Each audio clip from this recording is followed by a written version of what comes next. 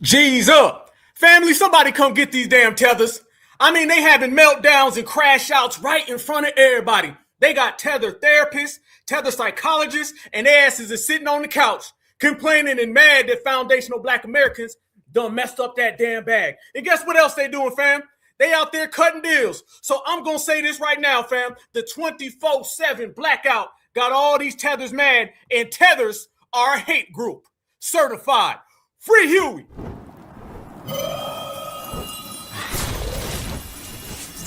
Black Alpha Network. Home of Black Excellence. Power to the people.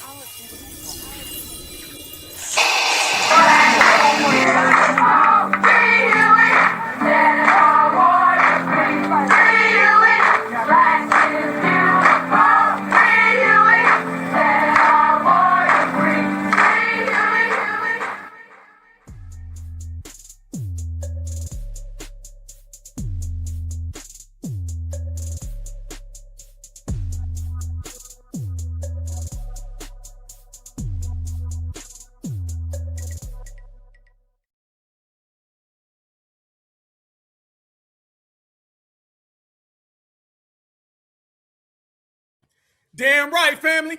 We done blacked them all out. That bag done disappeared. No more foreign aid. No more think tanks. No more scam African. Only the way it started, and that be certified foundational black Americans. And that be us. I am Black Alpha. This is the Certified 100, the live chat on the planet.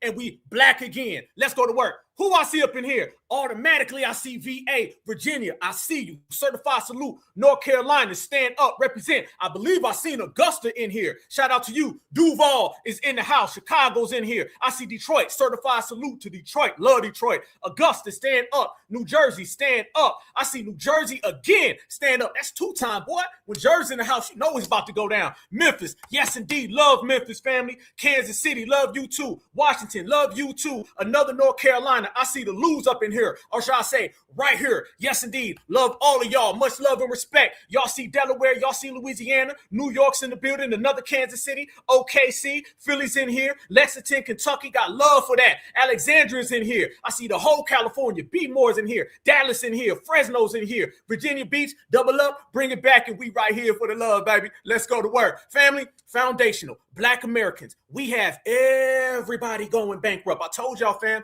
they are bush meat bankrupt. Meaning they ain't got no more money. Fam, this is why you're starting to hear all these people pop up and all these paid podcasters. Let me tell you what we did, fam. We took the Democratic shield and the Republican shield, both their asses on television. We got their asses fired, so they went to the internet. And now they're on the internet and their asses is getting fired. How the hell you gonna get fired from the internet?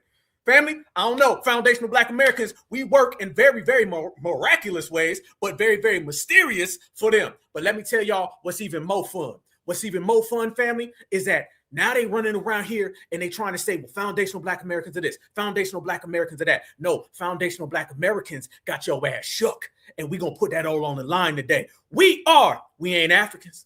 We are not no Jamaicans. We are not no Haitians. And we aren't a part of your diaspora. You name them. Conscious Flea Roy. You want to talk about Tasha, or should I say Musty, KKK? You want to talk about them? All of these people are coming out here and they keep hating on foundational Black Americans, but every time they hate on foundational Black Americans, it only makes foundational Black Americans bigger.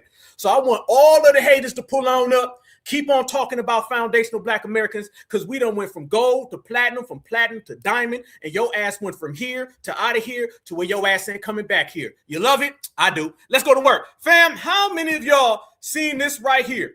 I want everybody to stand up. And by the way, fam, if you are a foundational Black American and you listening, and I mean all my foundational Black Americans who are baby boomers, Gen Xers, all my foundational Black Americans who are millennials, and all my foundational Black Americans who are Gen Z. If you ain't an African, can I get a hell no in the chat? Because I know they be like, what FBA mean? What that is? Y'all's a hate group. Y'all's is wrong. Y'all's got to leader. Fam, just so there's no more mistaken really there weren't in the first place, let me know by a hell no that you ain't no African and you a certified foundational Black American. Because let me tell you what we saying now. Tethers are a hate group, and foundational Black Americans, we are a miraculous lineage. Let's go to work. How many of y'all seen this right here? Oh, fam, they out here gasping. They broke down. You ain't got no money. You can't get paid. You see all them hell no's in the chat. You got about 1.1 thousand hell no's coming from all 50 states right now, Tether man. Get your hairline in order.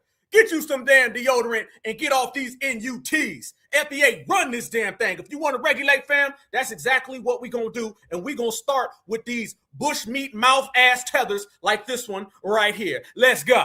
Black Americans. I just want Black Americans to understand that we're not a different people. We are the same group of people. I see all the time online, people are constantly reminding me that I'm Haitian. Absolutely. I got Haiti tatted on my neck. I love that I'm Haitian, but I also want to remind you that I'm no different from you. They're doing the same thing to you that they're doing to me. We are no different. In the moment that we start acting as if there's a separation between us, that's where you let the perpetrators do exactly what they came here to do, destruct and divide us so that they can conquer us again. I hear Haitians, Jamaicans, everyone else is against the Black American, like they had no part.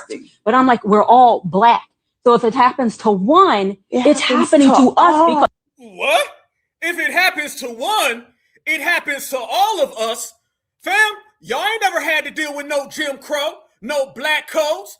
Y'all ain't never have to deal with chattel slavery in America, the United States. Y'all ain't never have to deal with these folks unaliving us when you get stopped for a tailpipe, when you get stopped for a tail light, when you get stopped from being tailed by the police. You ain't never had to deal with none of those. Ain't no we all Black. The days of we all Black, brother, are over. Ain't no we all Black, because you didn't want to be Black before. Now everybody want to be Black. Let me tell you something, fam.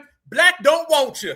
How about that one? You tell me the song that you got that says, say it loud, I'm Black and I'm proud. I can't find y'all standing on Black business, Black principle. You don't make Black music. You ain't got no Black dances. You don't use Black as a word, as a phrase, as a verb, as a noun. You don't never use Black until you want something from foundational Black Americans. But foundational Black Americans told you to back your ass up because we the only ones. because it's going to go around. I personally encounter people who do not want to associate themselves with Black Americans. Absolutely. They make Me too. a big point to say. I've had that situation right here at the table. Oh, go ahead. Really? Yes.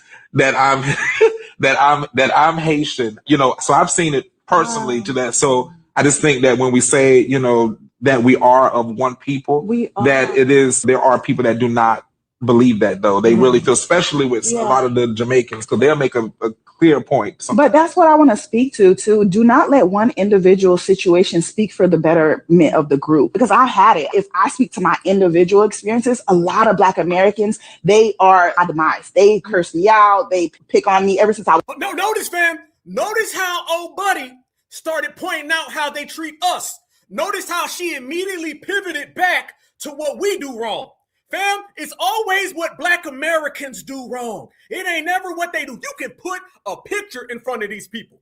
You can put a video in front of these people. They can watch this broadcast on playback, and they just going to deny and ignore anything that they do.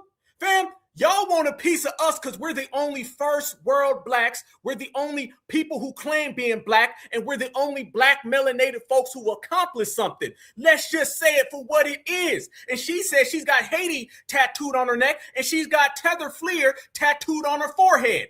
She can't see it, but I can see it, and you can see it. And we can also see that all of these people want to be like foundational Black Americans. And I don't know how much more we can put it. No, hell no, bout ain't, bet you won't, get the hell out of here, kick rocks, bounce, back to Port-au-Prince, back to Kingston, back to Africa, back to wherever the hell you came from, because you can't stay here. I was little. Black Americans have done that to me, but I never in the history of growing up thought, you're still my enemy. And this is what we talked about last time. I said, I know who my clear enemy is, regardless if we have battles that we're dealing with, you know, interpersonally, right, between one another. I still vehemently understand who the true enemy is and who the person who wants us to stop. Real quick, fam. Petty Murphy has entered the building, okay? Petty Pendergrass was somebody said before, fam. Petty Winslow. Fam, why is her face 17 times lighter than her arms? Family, can you put in the chat the reason why her arms are so dark and her face is so light? I mean, damn, she looks like a damn lunar eclipse. I don't know what the hell I'm looking at. How come this woman's complexion is so off? Fam, I'm not going to sit here and take no lecture from the Cake Soap Chronicles. It's just not going to happen. You're running around here looking like a lunar eclipse. Okay, stop playing with me. Stop it. You're not going to play these games. Your ass is about 15 shades lighter and darker, and you about 2 inches away. What the hell's popping with this? Family, somebody said Cake Soap Suds. She got bush meat bleach. Okay, stop playing. Fam, this is where we are, Black Americans. This is where we are. Do we got somebody with clear cake soap symptoms trying to tell us and lecture us about black? No, we all black over here, okay? Family, our face, our hands, our arms, our chest, our legs, it all matches. Your ass looks like somebody was playing mix and match with cake soap, all right? And your arms came out 17 times lighter. Your fingernails look like they've been in bleach. You been dipping your damn fingernails, Tether? Fam, is this where we are? Fam, when they say they go get their nails done, what, in a bottle of bleach? Family, are they doing their nails in bleach now? What the hell is going on? It's getting real out here and spooky out there for them. Let's go back to Miss Cake Soap. Continue to have this divisiveness in between one another. So again, I'm no different than you. And I hope that you guys don't allow the individual experiences that you have to deter you from what is really the bigger picture here. And it's that we're one people. Yeah, we're all black. That's right. Black, period. We all sign black on that application. We're all black. Absolutely. And No, you don't. No, y'all don't. Y'all be over there talking about you everything other than black. You don't put black on every damn thing. Stop playing. Stop playing. And man, I'm sorry, y'all. The damn skin tone is messing me up. I'm going to have to change my shades. Y'all know when they say don't look right into a solar eclipse? Okay, I'm going to have to get one of them little pieces of paper with the little hole in it. Okay, because fam, this is an eclipse tether. Fam, this is a damn Cake Soap eclipse. Watching this damn Fleer talk. Hit me with something other than we all black. No, we not. The we all black brother don't work. Try another one. To deter you from what is really the bigger picture here. And it's that we're one people. yeah, we're all black. That's right. Black, period. We all sign black on that application. We're all black. Absolutely. And we just have different. You don't sign all black. You ain't signed all black on your arms. What we talking about? How you gonna say we all black and all your damn body parts ain't black? Stop playing Cake Soap. Lived experiences based on cultural values. But other than that, in this specific country where we are a minority, we are all black. And in those cases, we've had those same experiences. It's happened right here. We have whole histories that apparently, trying to be covered up and wiped out. We have the history right here. But that's what I'm saying. We do, even Black Americans, did you guys know that we also helped the Civil War that was here? Did you know that before today? Prominent. Why would they tell you that, right? You see what I'm saying? If we knew our history, the very thing that they don't want you to know is they don't want you to read. They don't want you to know the history. They don't want you to know that Black Haitian Americans were the reason why we had artifacts and why we had money to be able to fund the Civil War. And they helped us gain our independence from. What? What the hell lie is this? She done reached deep into that damn Cake Soap bottle for that one. Are they saying they funded us now? Is this, I know every day we wake up, fam, it's something different. Y'all remember last week, it was Haitians are the original foundational Black Americans. That's what they said, okay? Now, is she saying they funded us? So they funded us. Is this what I'm hearing? Fam, they done lost their Cake Soap asthma. I know it does things to the brain, y'all, but I didn't know it was like this. Insane in the membrane? God damn. Fam, this is what we talking about. From the very people here. In the U.S. independence, Haitians were sent to this country to help fight. And got that ass whooped and put a monument in Savannah, Georgia, one in which I've been to, that's bought and paid for by a Haitian advocacy organization. Look at them trying to cling it on. You ain't done nothing. Stop playing. Quit playing. Only thing you done is came to the United States of America and try to mooch off the United States of America. You ain't contributed a damn thing. Stop playing with us. And gaining independence because they were fighting the same colonizer, French and the Spaniard. There we go, fam. Oh, we about to unpack, because we the only ones who's black. Family, we ain't no brothers, no sisters, no cousins, no allies, no buddies with them. We are not a part of the diaspora, no matter what you say. And foundational Black Americans in this era of delineation and regulating ain't going for it. So I'm here to tell the tethers, the more you try to cling on and leech on to us, the harder it's going to be for you. You better worry about TPS. This is what I'm talking about. Family, you got TPS getting canceled right now, and these folks is going home right now as we speak. And they still finding time to do broadcasts begging us. Let's just say what it is. You want foundational Black American allyship. You want foundational Black American partnership, because foundational Black American partnership is the only thing that keeps you afloat in this world. You need to cling on to Black Americans, because without Black Americans, you don't have nothing. You can run down the list of all the lies you come up with. You can come up with any alibi or justification or bull-ish that you pull out your cake soap bottle. But at the end of the day, I know and you know you ain't never done ish. And you need us so you can cling on to our history, because your history is full of tribalism, it's full of colonization, and it's full of fleeing. This is what it really is, fam. And I was going to save this for later in the broadcast, fam, but I'm just going to have to get right to it because I'm feeling oh so certified tonight, y'all.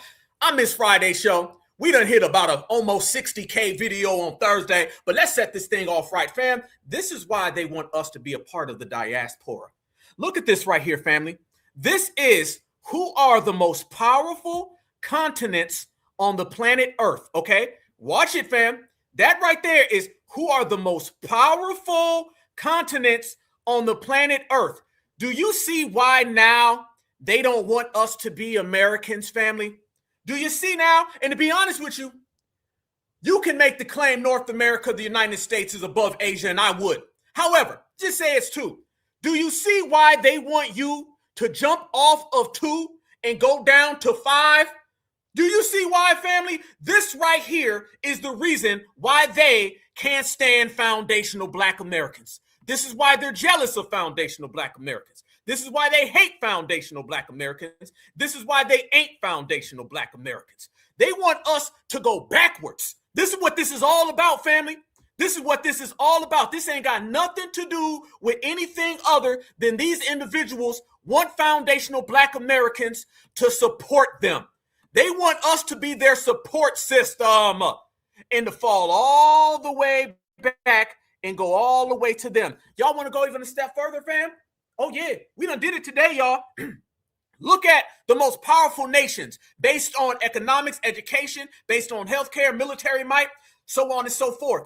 Tell me the African nation that you see on there, brothers and sisters. Tell me. I don't see none. I don't see none. This is what it's about. This is why don't nobody want you to be a Black American, family, because they knew that if you were a Black American, they can no longer cling on to you. So the question remains, fam, do you want to go backwards? Do you want to say simply, well, you know, I don't want to be number 1 no more. I want to be number 5. And there's only 7 continents. Or do you want to say, I don't want to be the most powerful nation. I just want to be not even on the list. They want us to stop our car, jump out of our Cadillac and say, you know what? That scooter over there looks real nice. And then I'm going to have to fight Mr. Mutombo and Mrs. Cake Soap Karina over that damn scooter. Nah, Black Americans ain't going for that. And family, the more we delineate, the more they break. The more that they break, the more desperate they become. And then they start saying bullshit like this right here. Family, this is going to take you on a couple roller coasters, but I want y'all to see what this person said. I'm Black American, not African American. You a mother fool, actually. She says she don't want to give away African American. I'll let y'all be the judge. Why would I give away the term that has afforded me socio-political leverage in this country? Unimaginable. It is imaginable, and it is coveted. People are coming to this country to access the resources and the institutional doors my ancestors opened with that term. Why would I hand it over to somebody else? Why would I say, yeah, you're the real African American? It's going to take a turn. Uh-oh, it's about to go down suspected Tether Avenue in about 2 seconds. My ancestors literally died for the term African American to mean something in this country. What? The term African American to mean something in this country. My ancestors literally died for the term African American to mean something in this country. What? Family, how many of your ancestors died for the right to be called African American? Somebody talk to me. Hey, brothers, sisters, kings, queens, goddess, gods, all my certifieds in here tonight. How many of your ancestors died for the right to be called African American? I've never seen no Black American say, I'm going to go to war for the right to be called African. I'm going to risk my future for the right to be called African. I'm going to have dogs sicked on me, water hose sprayed at me for the right to be called African American. What the hell are these people talking about, family? My ancestors literally died for the term African American to mean something in this country. What? Something very specific. And for you to turn around and hand it over to somebody else, what is wrong with you? What the hell is wrong with you? I don't care how you feel about the word. I don't care what Jesse Jackson said. The truth of the matter is in the history. Why are you giving that up? I would call myself a whole list of things, but it will be an exhaustive list. An African American will be on it. What?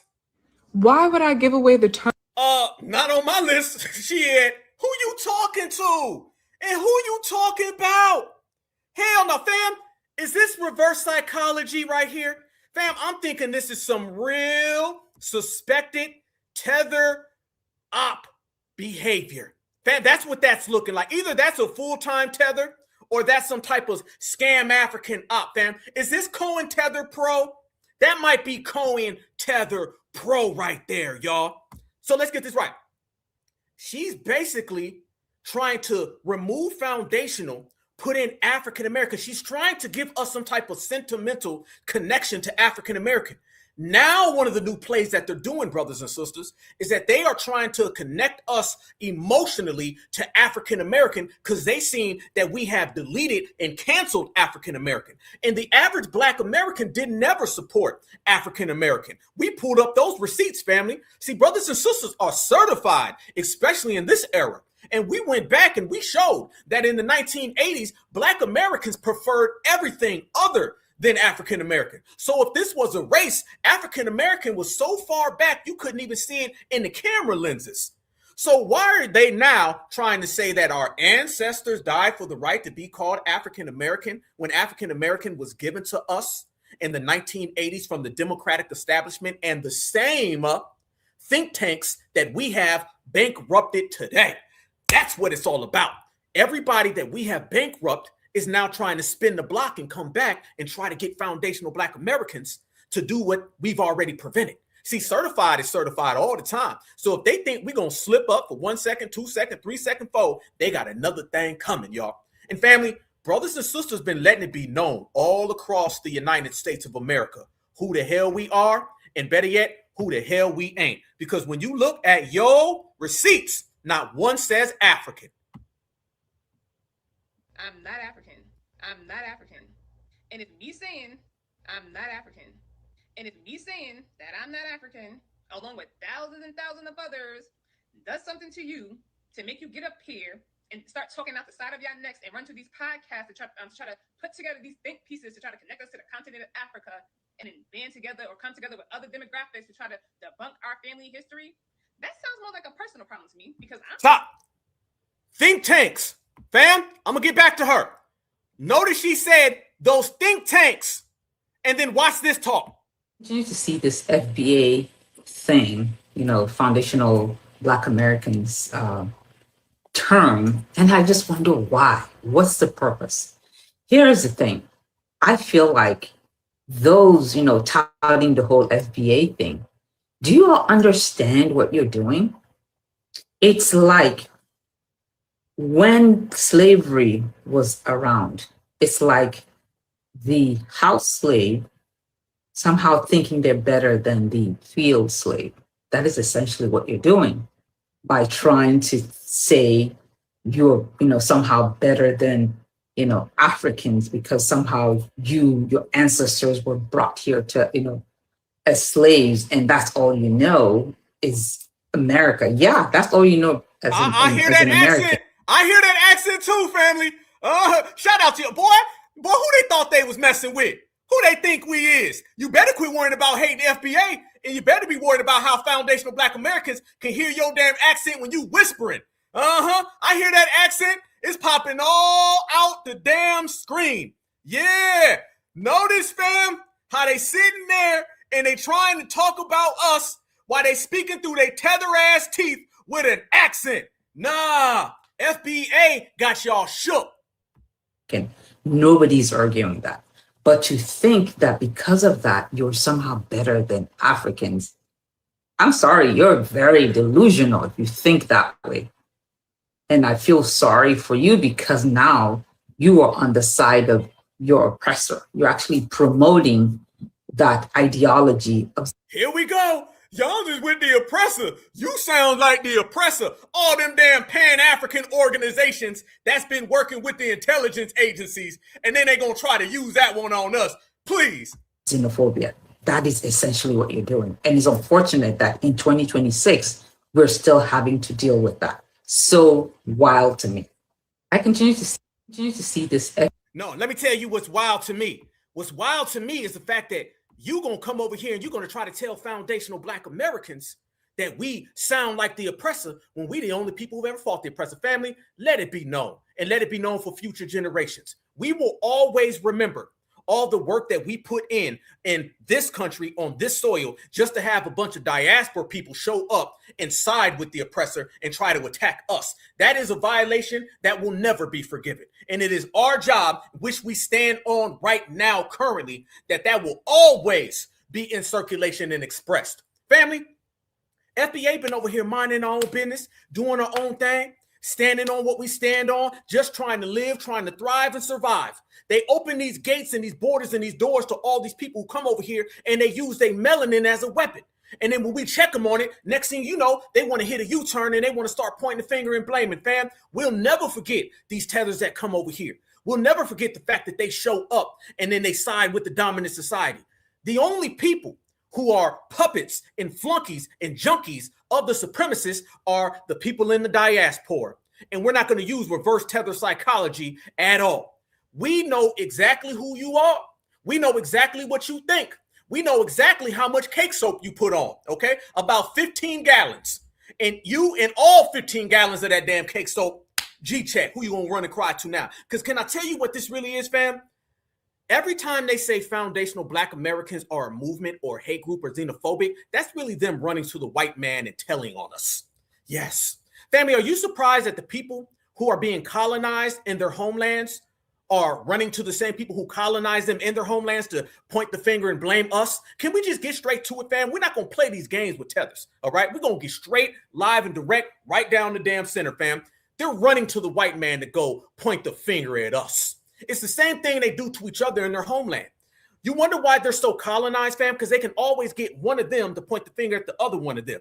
You seen Mrs. Cake Soap Karina, and she was sitting there talking about some, don't let one bad apple mess it all the way up. There ain't one damn bad apple over there. You have a culture of W-ass kissing. You have a culture of finger pointing. You have a culture of blaming everybody. You're just doing the same thing that you do here, that you do there, and you mad that FBA see through you, aren't they? Exactly. Family, let me show you something that we've been talking about for a long time. This is a very, very clear thing that I want all my brothers and sisters to witness and to recognize and to see how this all functions and operates. Look at your screen, my good, beautiful brothers and sisters in here right now, family. Has the CIA ever worked with Pan-African organizations? Oh, family, we going there today. I need everybody to smash the like button. If you ready to go all the way in, fam, and you see that we done came in hot and we done set this thing off right tonight, you gonna love this broadcast, family. This is gonna be one for the MFing ages, because we're gonna expose them in ways that they don't never want to get exposed. Family, look at the answer to that. During the Cold War, the CIA's engagement with Pan-African organizations, independence movements, and leaders focused heavy on covert influence, infiltration, intelligence gathering, and counter subversion. because the agency generally viewed Pan-Africanism through the lenses of Soviet containment. Its posture was overwhelmingly hostile to left-leaning or anti-alleged groups. However, it occasionally channeled covert support to select anti-communist and moderate factions. Watch this, fam. We ain't done. We all up in it right here tonight. Watch this, family. This is what I was talking about how these individuals are all broke down, all from different areas, and they ain't got nothing to show for themselves, right? Well, now look at this right here. Remember I showed y'all that there's 3,000 ethnic groups over in Africa. Family, if you got that many ethnic groups over in Africa, then why the hell are they so mad at one ethnic group over here in America? So basically what they saying, brothers and sisters, is they can be a part of it, but we can't have our own ethnic group. We ain't done. How about this one right here, family? CIA engagement. Congress for the Cultural Freedom through CIA-funded front groups like the CCF, the agency, covertly financed major post-colonial literacy publications and Pan-African cultural conferences. Fam, if you apply that to modern times today, then there goes all of your damn scam Africans who are everywhere every time you turn around. Yep.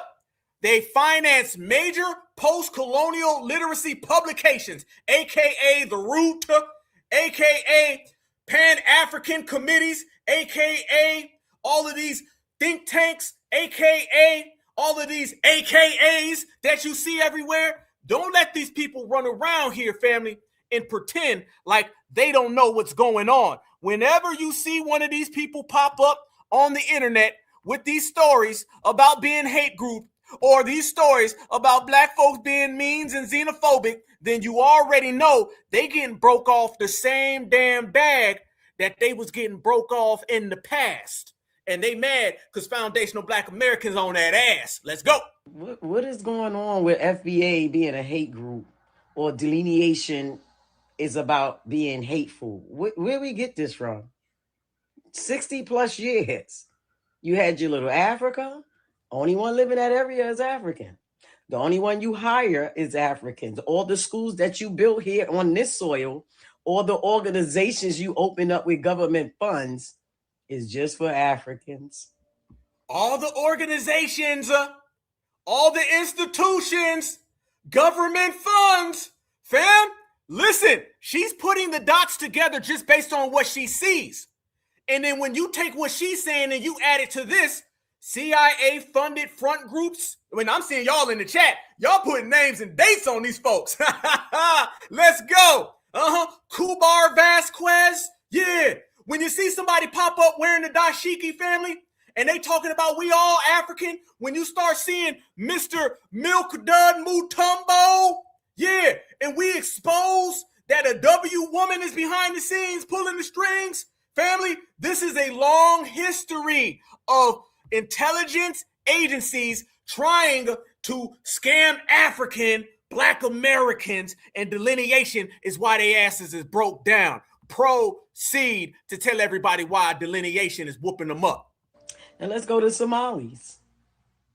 They got their whole shit by themselves. They got their own cops, their mayor, their governor, their House of Representatives, their council, and they fraud all the daycare centers. Medicaid fraud. Ain't no black people live in that community.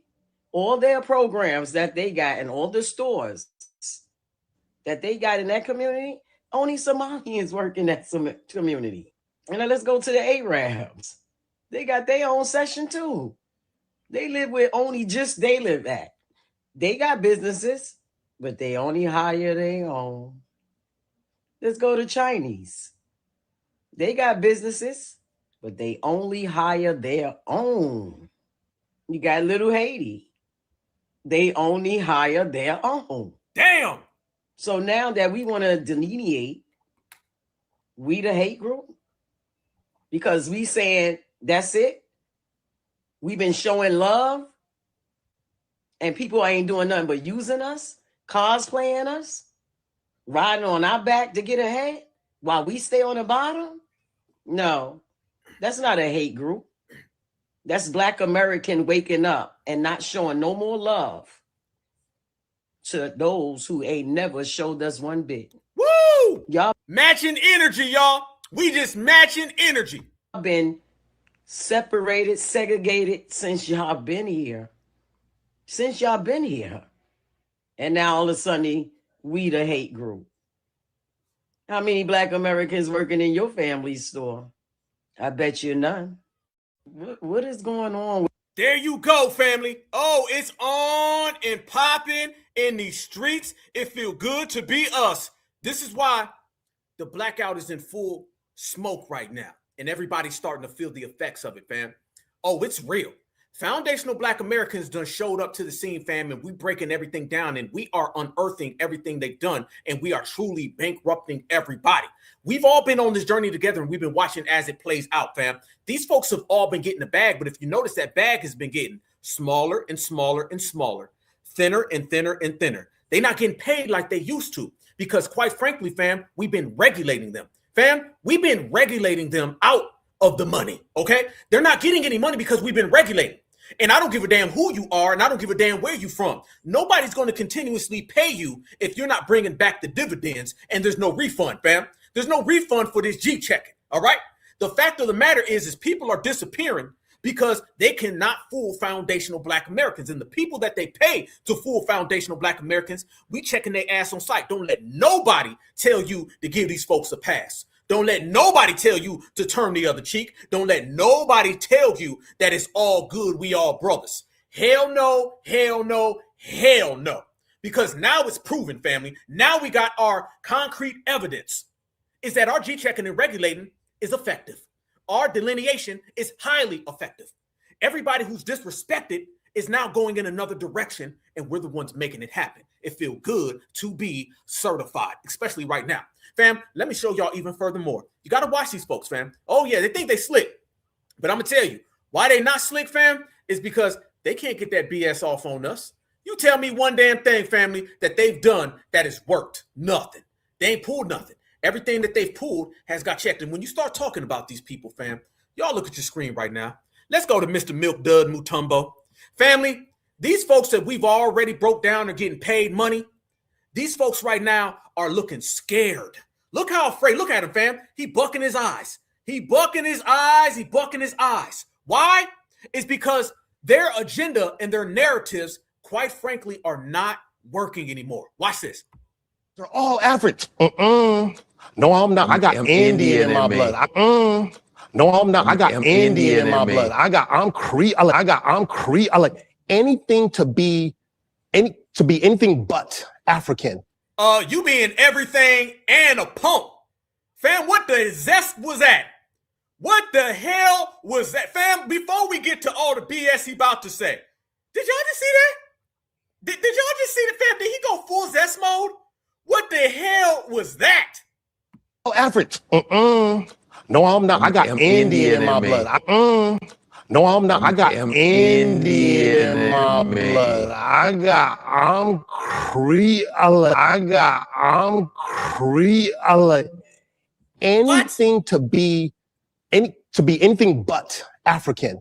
And I didn't know it then, but as I think about that, I'm going, oh wow, it's just anything to disconnect. Fast forward to now, you're seeing the FBA conversation and the ADOS conversation. It's like, man, it just takes me back to the idea that at the root of it is something wrong with being African, right? Like that's propaganda too. Yeah. That's because that made us feel weird. Yeah. Because I remember, you'd be like, I'm African, but I'm Black American. Because you were embarrassed. Right. It was embarrassing, and I'm like, so you're embarrassed of who you are. This is a personal problem. This ain't got nothing to do with us, fam. How they gonna say that we don't want to be African when we are not African? But they are African, and they said they're embarrassed to be African. Again, tethers crashing out because they make no sense. These folks are upset that we aren't them. How the hell you gonna be upset because somebody ain't you? That's like you walk up to a random stranger and get mad at them because y'all not the same person. Anybody who does that is somebody who wants something from you because they can't get it themselves. Why am I kind of embarrassed by this? Because of the images they show purposely. They show the Black American in Nigeria as the thug, and that's not the truth. Right. When you really look at it, most Black people are educated as hell. You know, just, you know, studying a lot of Black history in college, I was super, super militant. Right. You know, I brought Stokely Carmichael to my college. Francis Cress Welsing I hung out with. Eleanor Holmes Norton, who's still in the Senate. We brought these people to our school, Sister Soldier, all of them. And I was educated by some of the coldest. I mean, I studied Dr. Henry Clark, Look, he can't even get it out. Look at him, fam. Here he goes with just naming people. Boy, he always trying to name somebody, ain't he? Didn't he, family? He's always trying to name folks. Dr. Henry Clark, what's his name? Ben Yohanan, and I would go to Savior's Day. I'm in Chicago, so Y'all know why we don't have to do any of that? Because we're not Black by naming people. That's why. A lot of Black history in college. I would go to Savior's Day. I'm in Chicago, so I go to Southside to go see the minister. You know what I'm saying? So I was really James Baldwin, I read everything. Yeah. And then yet you got people saying you're So he read his way into being a Black American. Is this what he's trying to say? He's trying to say he read his way, fam. They don't got a clue. They ain't got a pot to piss in the village to throw it out. They ain't got a pot to piss in a village to throw it out, family. If he don't get his ish together, the one guy the guy, right? You know, the one over there, and then they call me a tether because I read 5 books and I named 7 people. Your ass can't read your way out of tetherism, village man. Fam, this ain't nothing but the damn village people.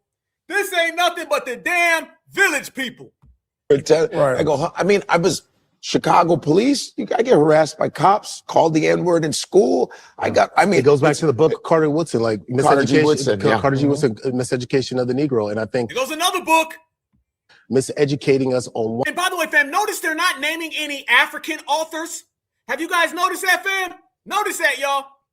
One end, when I say here here in the States, and then even in Africa, because they're not teaching about, Harriet Tubman. I see you got the piece, and that's not a core focal point, right? And so there's 2 different worlds we're living in, and then when we do call crossover and then we translate, there's a lack of grace that I see on both sides, and we'll get into some of these other topics as well. Stop. Ain't no damn both sides. And you know why we're living a world apart? Because we're 2 different people. Fam, only when it comes to Africans can they say we're a world apart, but we're the same. If it's a world apart, it's not the same. All right? If it's a world apart, we are not equal. If it's a world apart, we're not all one big family. You're a tether. We're foundational. It is what it is. You can blame foundationals all you want, but you need to blame the milk dud in the mirror. The milk dud in the mirror will be your damn answer. We not you. And I'm not going to tell you again, milk dud. It's best of you to keep on walking. Well, but what are your thoughts on that? And how do we bring and bridge and unify the diaspora? Big questions, but legitimately to me, some of the central questions we should be asking ourselves right now. I'll say a couple of things. Number one is I think there's a reason why you're seeing that happen more. He's stuttering too, fam. Look, they can't even get their words out. I think there's a reason why you're seeing that happen more now than ever before. First of all, anti-Blackness has become a worldwide tradition. Yes. It's not even, it's no longer structural. There's a cultural tradition of anti-Blackness.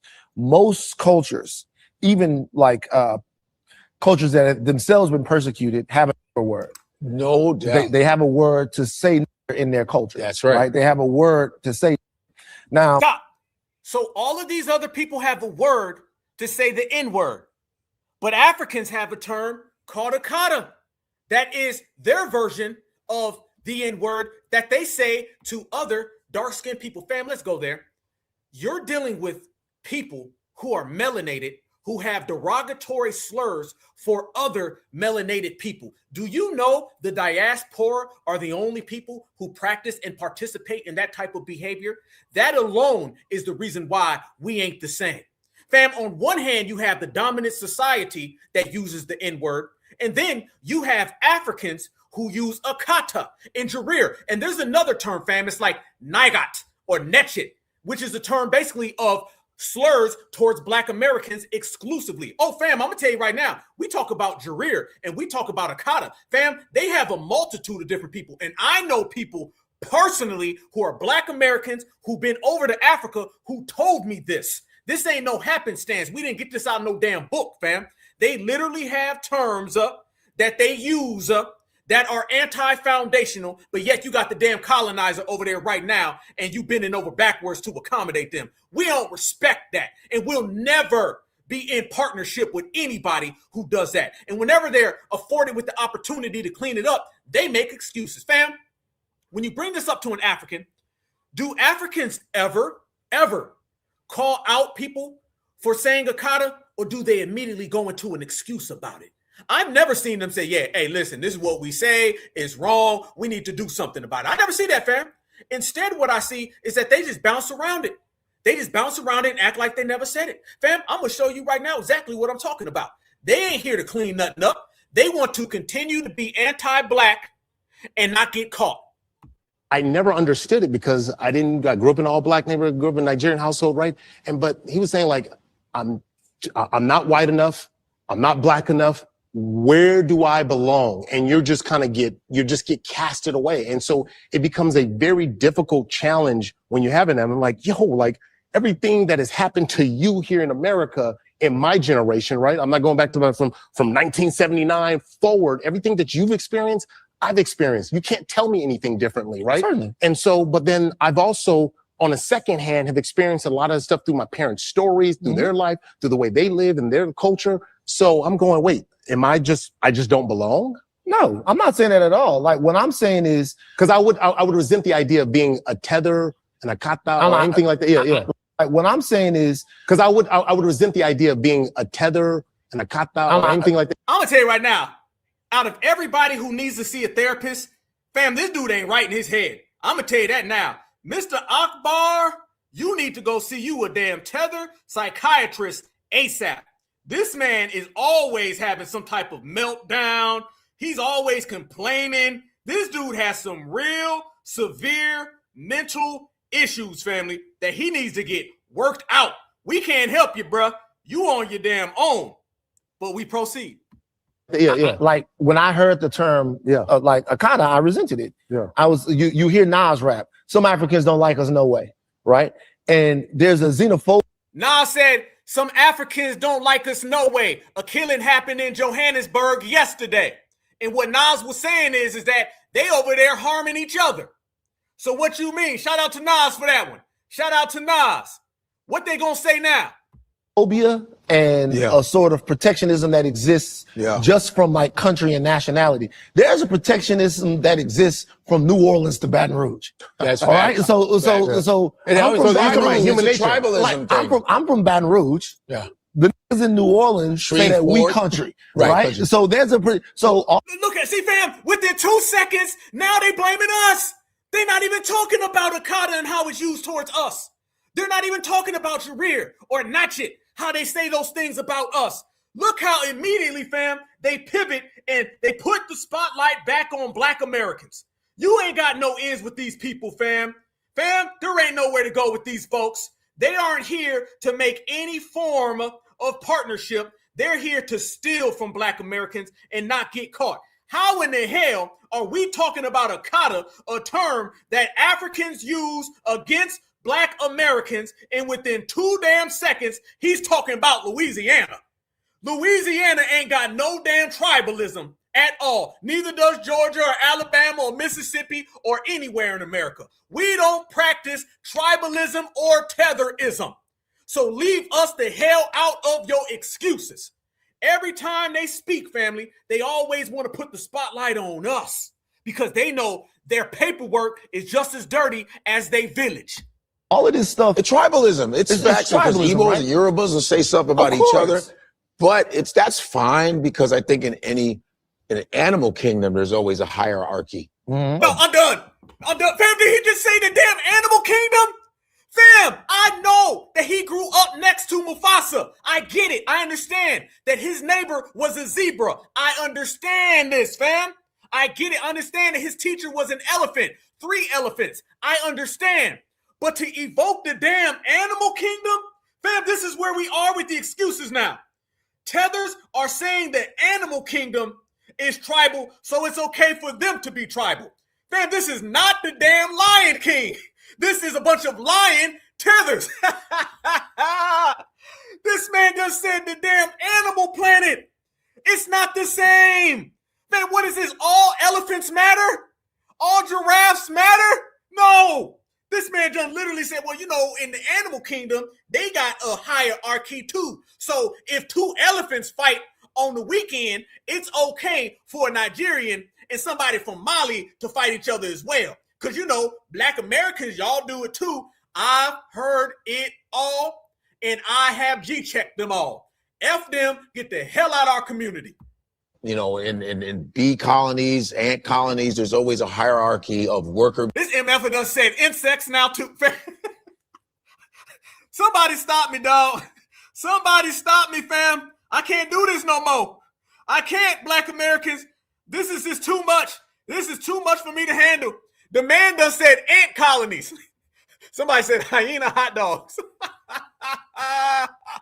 This man said the ants do it too. Fam, I done heard it go both ways. We all do it. I never thought somebody would literally use ants as an excuse for tribalism in Africa. Damn. Bees and worker ant, you know, that's facts. Yeah. But with this, like with the kata, like in the movie Sugar Hill, there's a guy that kind of looks like him. There's the guy he's doing a deal with, and he's a tall, bald guy. He goes, and Wesley's like, so what's up? What are we doing business? I don't think it's going to work. He goes, what do you mean? He said, we can't work with the kata. Yeah. He goes, hey man, what is up with this kata you keep saying? And the guy goes, we don't want to work with cotton picker. And Wesley just go crazy. And I was like, yeah, Wesley wanted to kick the right. But yeah, but I was always called Americanized. Yeah. When we went to Nigeria, everyone was like, you're Americanized. But then they would use a kata for Black Americans. Well, all that to say they would use it for Black Americans. Now watch, fam, how when they bring up that they use it for Black Americans, they gonna say it's in a good light. And so almost derogatorily. And so my thing is this: being called Americanized somewhere else is probably something that like they frown upon, right? It's some sort of cultural, because you've lost your culture. You're not, you know, like, so understand that like that is our culture. So in my opinion, Black people Americanized America. You see, we came here and we are the ones that had to invent a new cuisine. We're the ones that had to invent a new way to speak. We had to invent dress, music. Fam, we did not Americanize America, okay? We created America. Miss me with the damn we done had to do it. They're making it look like we done had to sit down and bring African culture and learn a new culture. No, as America grew, we grew because we are America. They still try to separate us from America. We Americanized America. We gave America its soul. So if being Americanized is something... We didn't give America its soul. We are America's soul. Fam, when you use things like give, that makes it sound like we came and joined something. Let me see y'all faces, Black Americans, because we got to chop it on up. We didn't give America anything, okay? We are America.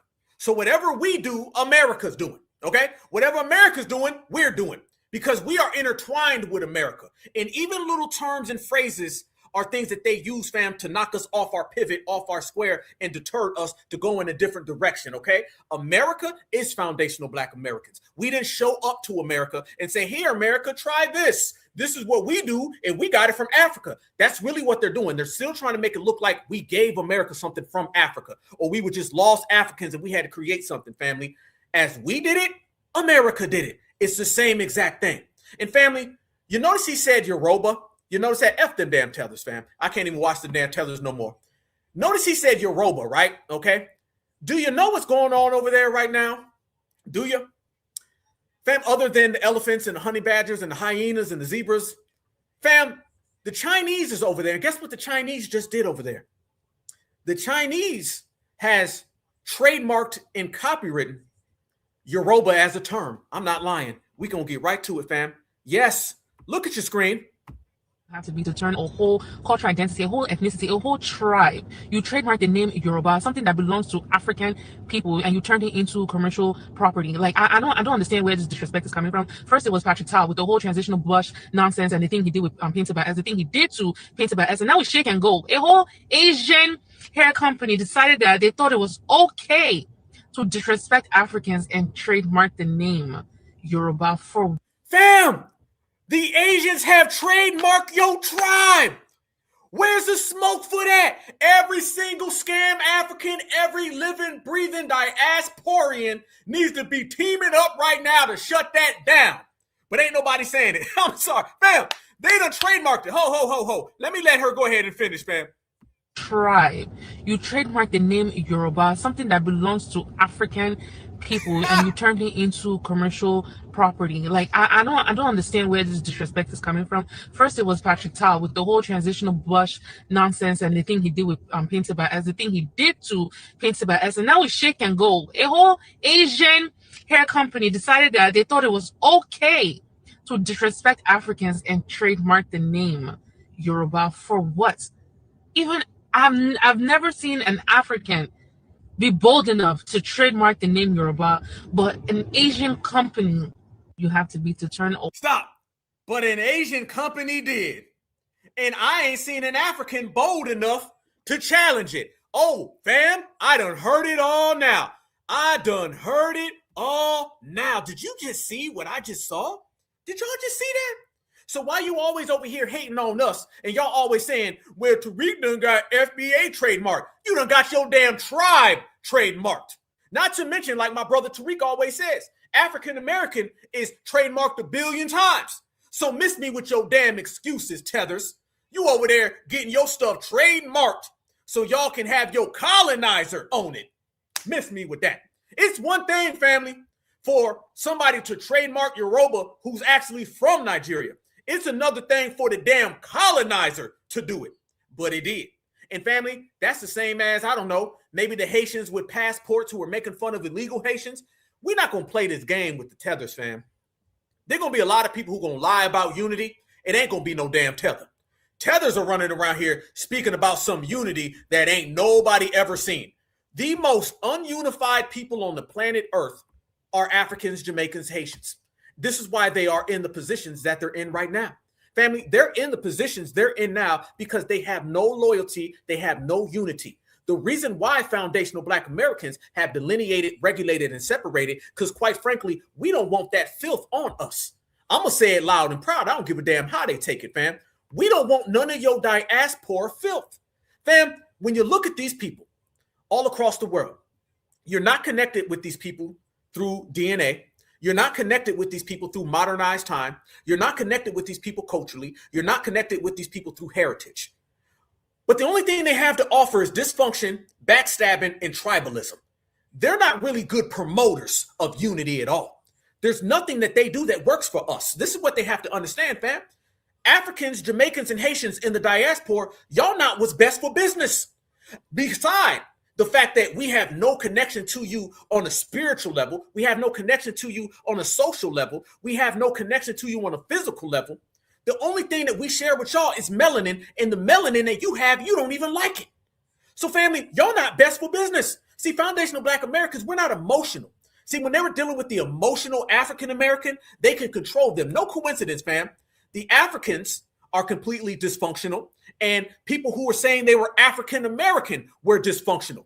Once you remove that African term and it's foundational, all of the dysfunction is gone, and now we move together. They're not what's good for business. It doesn't work for us, okay? And we have the right to do what works for us, fam. It does not work for us to attach ourselves to a third, fourth, fifth world country. You got to understand, foundational Black Americans are the only people on the planet who are trying to stand on our own business, who have these people chirping. Foundational Black Americans are the only people that folks try to connect to an ancient ancestor. Foundational Black Americans are the only people who will have to brush off third world people that are always trying to attach to them. Fam, anybody who's ever been to Europe, Europe is a sewer. It's a damn sewer, family. You don't have poor people in Europe trying to attach themselves to white Americans. It doesn't happen, okay? You don't have poor people in China who live in mud huts trying to attach themselves to Chinese Americans. It doesn't happen. Even Mexicans, fam, you don't have poor people in Tijuana trying to attach themselves to George Lopez. Black Americans are the only people where third world people try to attach themselves to us. We're the only people that they want to claim ancient ancestry. We're the only ones. And then when we reject it, they cry foul and they run to the same W man that they claim that they got so much of a problem with. Nothing about evidence, nothing about history, and nothing about our own two eyes has ever showed us that they've ever fought back against the colonizer. Nothing when it comes to evidence, our own two eyes, or facts has ever showed us that they have a backbone. They've never done anything that they claim. They really just show up, try to cling to us, and want us to just take their word for it. Hell no. Fam, is this who they want us to connect with? Fam, look what they over there doing in Africa. This is what you're really seeing. A few moments later. You see it?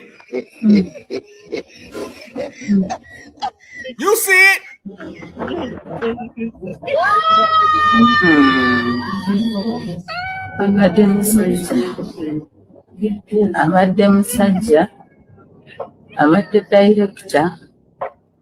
Y'all see it? Google says each man gets paid between $35 to $50 per day to carry around Mr. Mayo Man on their damn shoulders. A few moments later.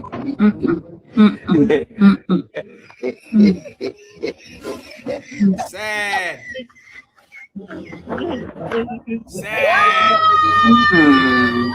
That man over there looking like Colonel Sanders. Look at them, family. Again, there's no evidence, there's no facts, there's no history, there's no visuals that show us that these individuals fight back against the colonizer. You don't see protests or marches or rallies. You just don't see it. We just keeping it real in the field, brothers and sisters. If we saw these things, we would say it. But we don't see it, so we ain't saying nothing. Only thing that we see from these individuals is servitude. Only thing we see is these folks being docile. Only thing we see are these individuals kissing ass. That's it. And they want us to jump on the train? No.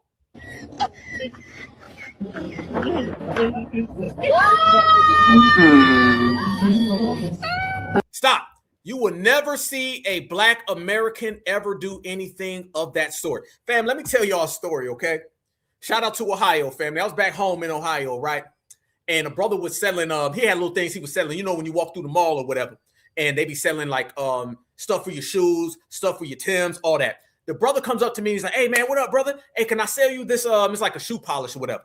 He's like, I'm gonna sell it to you, man. It works good. It'll clean your shoes up, man. You're looking real fly. Let me hook you up. And I was like, no, yo, how much it cost? He was like, man, it's like $20. I'll give it to you for $15. He's like, hold on, let me go ahead and show you. So he gets down and he was like, let me wipe your shoes to show you how good it works. I said, brother, I ain't letting no black man shine my shoes, brother. And he was like, oh man, but brother, I'm telling you it works. I said, brother, I believe you that it works. Here's 20. You wanted 15? Here's 20. But I ain't having you shine my shoes, brother. I know you're trying to get $1. I know you're trying to come up. I understand that, fam. But ain't no black man gonna shine my damn shoes. It's a principle that I ain't gonna break. And he was like, I feel you, brother. I said, take this 20 and don't you ever do that for nobody. You understand? He was like, I got you, brother. I said, all right, much love and respect. We keep it moving. Do y'all see the way it goes? Y'all think an African would have did that? Y'all think an African would say, I cleaned up everything, brother, and I do it for free. The whiter, the more free. The freer, the whiter. See, fam, if they're a fleer, they'll do it freer, okay? And if it's freer, it's from a fleer. They would have did it just like that. We don't do that. There's things foundational Black Americans don't do. I just showed y'all. In South Africa, they walking around with spears. Fam, I ain't throwing no damn spear at no damn black person. It ain't happening. That's just things we don't do. They do. So miss me with the everything that we go through, y'all went through, we all went through it. Hell no. You can simply just analyzed by the way we talk, the way we walk, things that we don't do versus things they do. That we are not the same, family. And whatever bull-ish they come up with about we're all the same, and if we get pulled over, we would never carry no damn Miracle Whip Colonel Sanders on our damn shoulders. Let me tell you something. If somebody was willing to do that, a black American gonna show up and say, hey, knock that ish off. Hell no. You know how bad you gonna get clowned by a black American if you're fam. Imagine if Big Mama seen you trying to pull some ish like that and carry a W on your shoulders. Your ass is about to get BTA'd, okay? Black American's a stranger, fam. It'll be a stranger black American. Just a pop up out the blue and say, what the hell you doing, brother? What the hell you doing? Fam, I was on my phone one time, right? And I'm walking, okay? I'm exercising. I'm on my phone. I'm looking down, okay? A brother drives by me. He couldn't see I was on the phone. And he pulls up and said, hey, brother. I was like, what's up? He said, man, lift your head up, dog. I said, oh, I'm on the phone, brother. He's like, oh, my bad, dog. I ain't know you was on the phone. I just seen you with your head down, okay? I was like, no, nothing but love, brother. Appreciate you. Do the same thing. And then he drove off. There's a camaraderie and a solidarity that only goes to us, fam. I'm very, very, very particular on who I refer to as family, okay? That's how black Americans are, fam. You ever go to a family reunion, somebody be like, that's your cousin. How they my cousin? That's your uncle's ex-wife's kid from another marriage. That motherfucker ain't my cousin.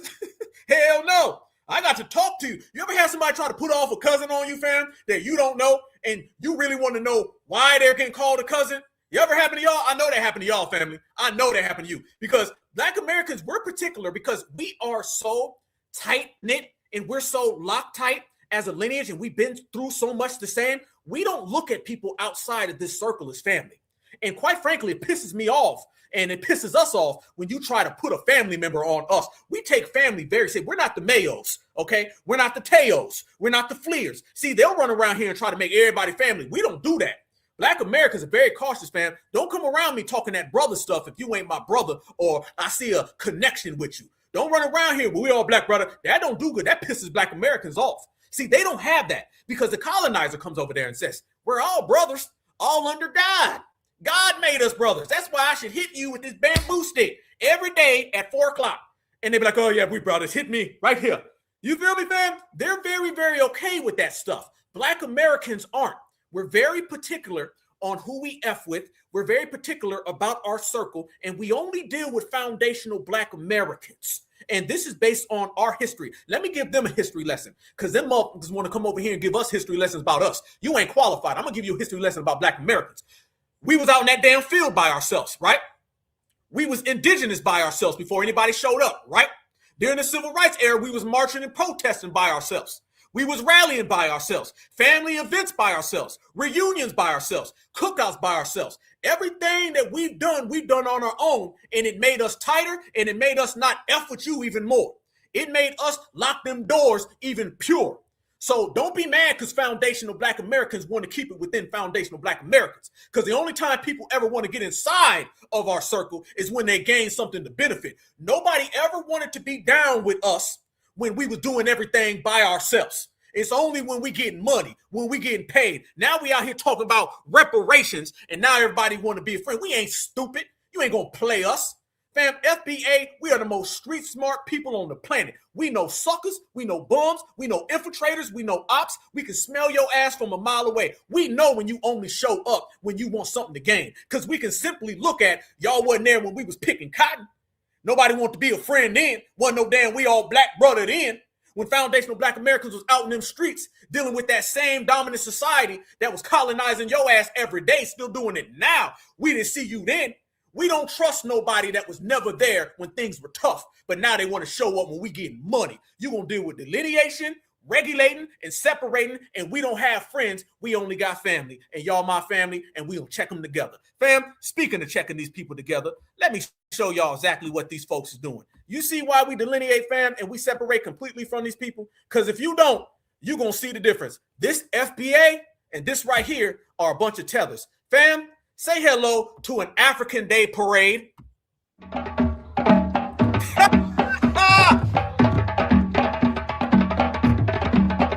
You see it?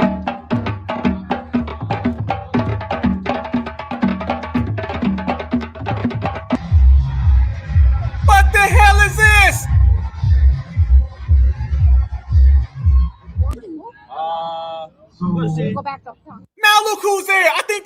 Seattle or somewhere. This is like an African Day parade, African function. This don't look nothing like ours, fam. Are they Miracle Whip twerking? Are they Miracle Whip twerking, family? Yes.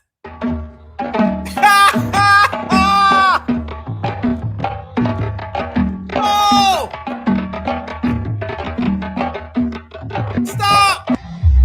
This is wrong. What the hell is she doing? She's doing the Mayo Macarena. Stop playing with me. We ain't the same. Go back to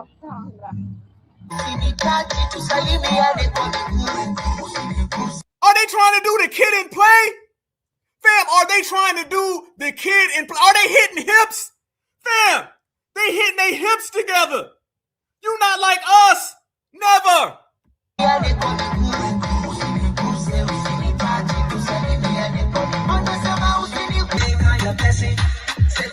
What the hell is that? What the hell is this?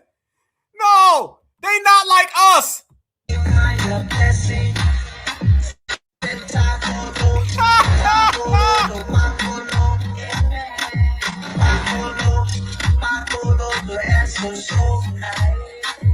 Hey, he done struck a tether pose. Hey, watch him strike a fleer pose. He thought he ate, didn't he?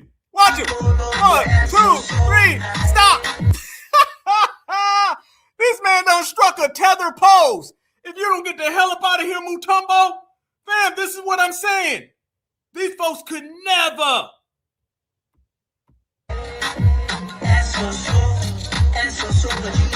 The festival is not only about Africans coming together. To stand before you as we celebrate the 10th. Stop. And here you go, family. This is why they come to America. For this. No!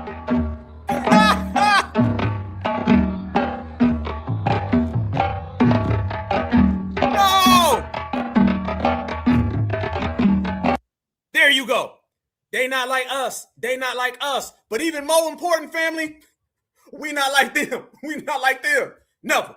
That's what we talking about right there, fam. There you go. There you go, fam. That's what we mean. That's what we mean. That's why we say these individuals ain't like us, fam. Fam, you done seen the guy at the end. He had on the red Indian, the $2 Tonto, right? Then you done seen the other people. I don't even know who the hell they were. Okay, that might have been Ricky Martin or Ricky Iglesias or some damn body. You got the Miracle Whip people sitting there twerking, and you had a guy sitting there striking the tether pose. All right, family, these people ain't about that life. They not about that life, and they never will be. All right, and this is why foundational Black Americans, we delineate, we regulate, separate, because that type of energy ain't welcome. It ain't good for us. We don't want it. We don't want him tell us we don't want it. I'm here to say, if Donald Trump can get on TV and he can say, I'm going to ban y'all because we don't want you, I'm going to say, we don't want you. Okay, I'm going to tell you right now, we don't want you. We have no want or need to be affiliated with tethers. That's just it. You can be a migrant, you can be an immigrant, be yourself. Y'all like tribalism all damn day long, be a tribalistic person, but we don't want you. Your third world activities and suspicious behavior doesn't work for us. And as a foundational Black American, we have the right to denounce it. And that's exactly what I'm doing. I denounce it. We don't want it. Take that stuff back to wherever the hell you came from and deal with it. Fam, we don't give a damn. Anybody who thought that this was like we need acknowledgement or we want somebody to give us a shout out, hell no. This is what we do. This is what we say. And we out here for real. Let me show y'all even further what I mean. Oh, it's out here in the world today, baby. It's out here in the world today. But let me show y'all something, fam. Something very disturbing. That's one place over there. I'm going to take you to another place over there. Fam, things aren't going too good over in Jamaica neither. Family, we already know that Jamaicans can't even access their own beaches. So essentially, fam, Jamaicans are landlocked. They can't leave Jamaica. And the fact that they can't leave Jamaica lets everybody know who's really running Jamaica. The same person who's running Africa, the same person who's running Haiti, and the same Miracle Whips that was twerking right there, if that's what you call it. Watch this right here, family. Things are going real bad over there. Need my beach. Without my beach, I cannot walk. This is what helped me to walk on my legs.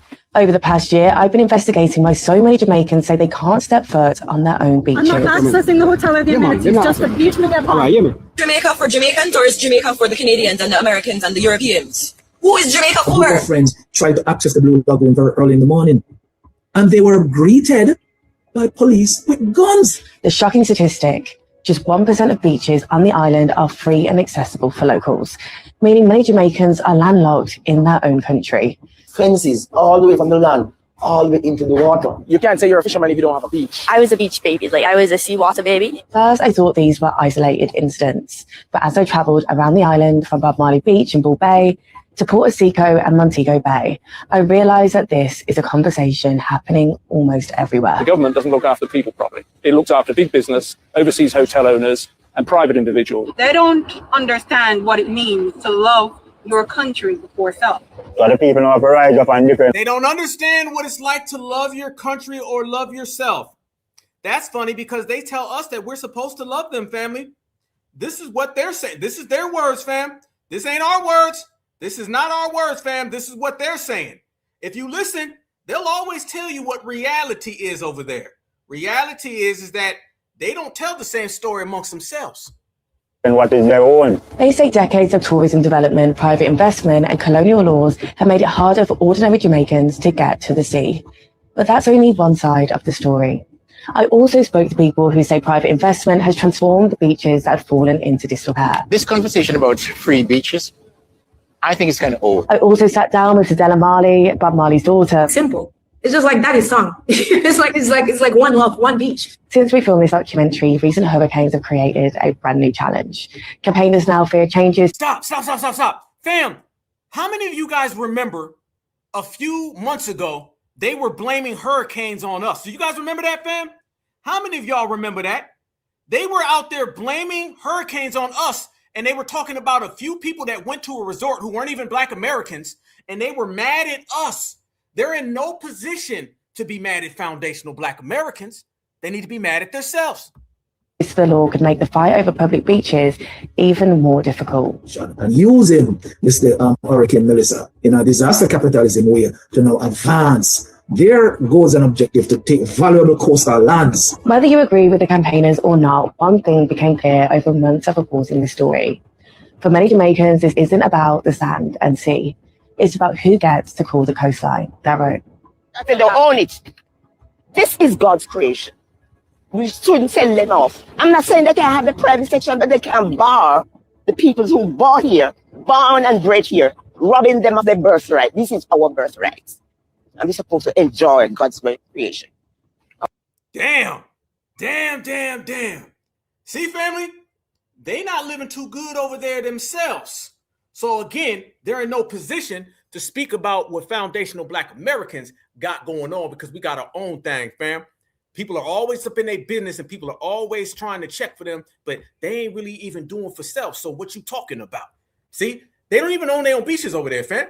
And there's evidence, and they're literally saying like they don't care about themselves. They're like, hey man, they don't have no sense of pride, no sense of anything. The only thing they know is that they ain't got nothing. People take from them, and then they live in a perpetual state of that.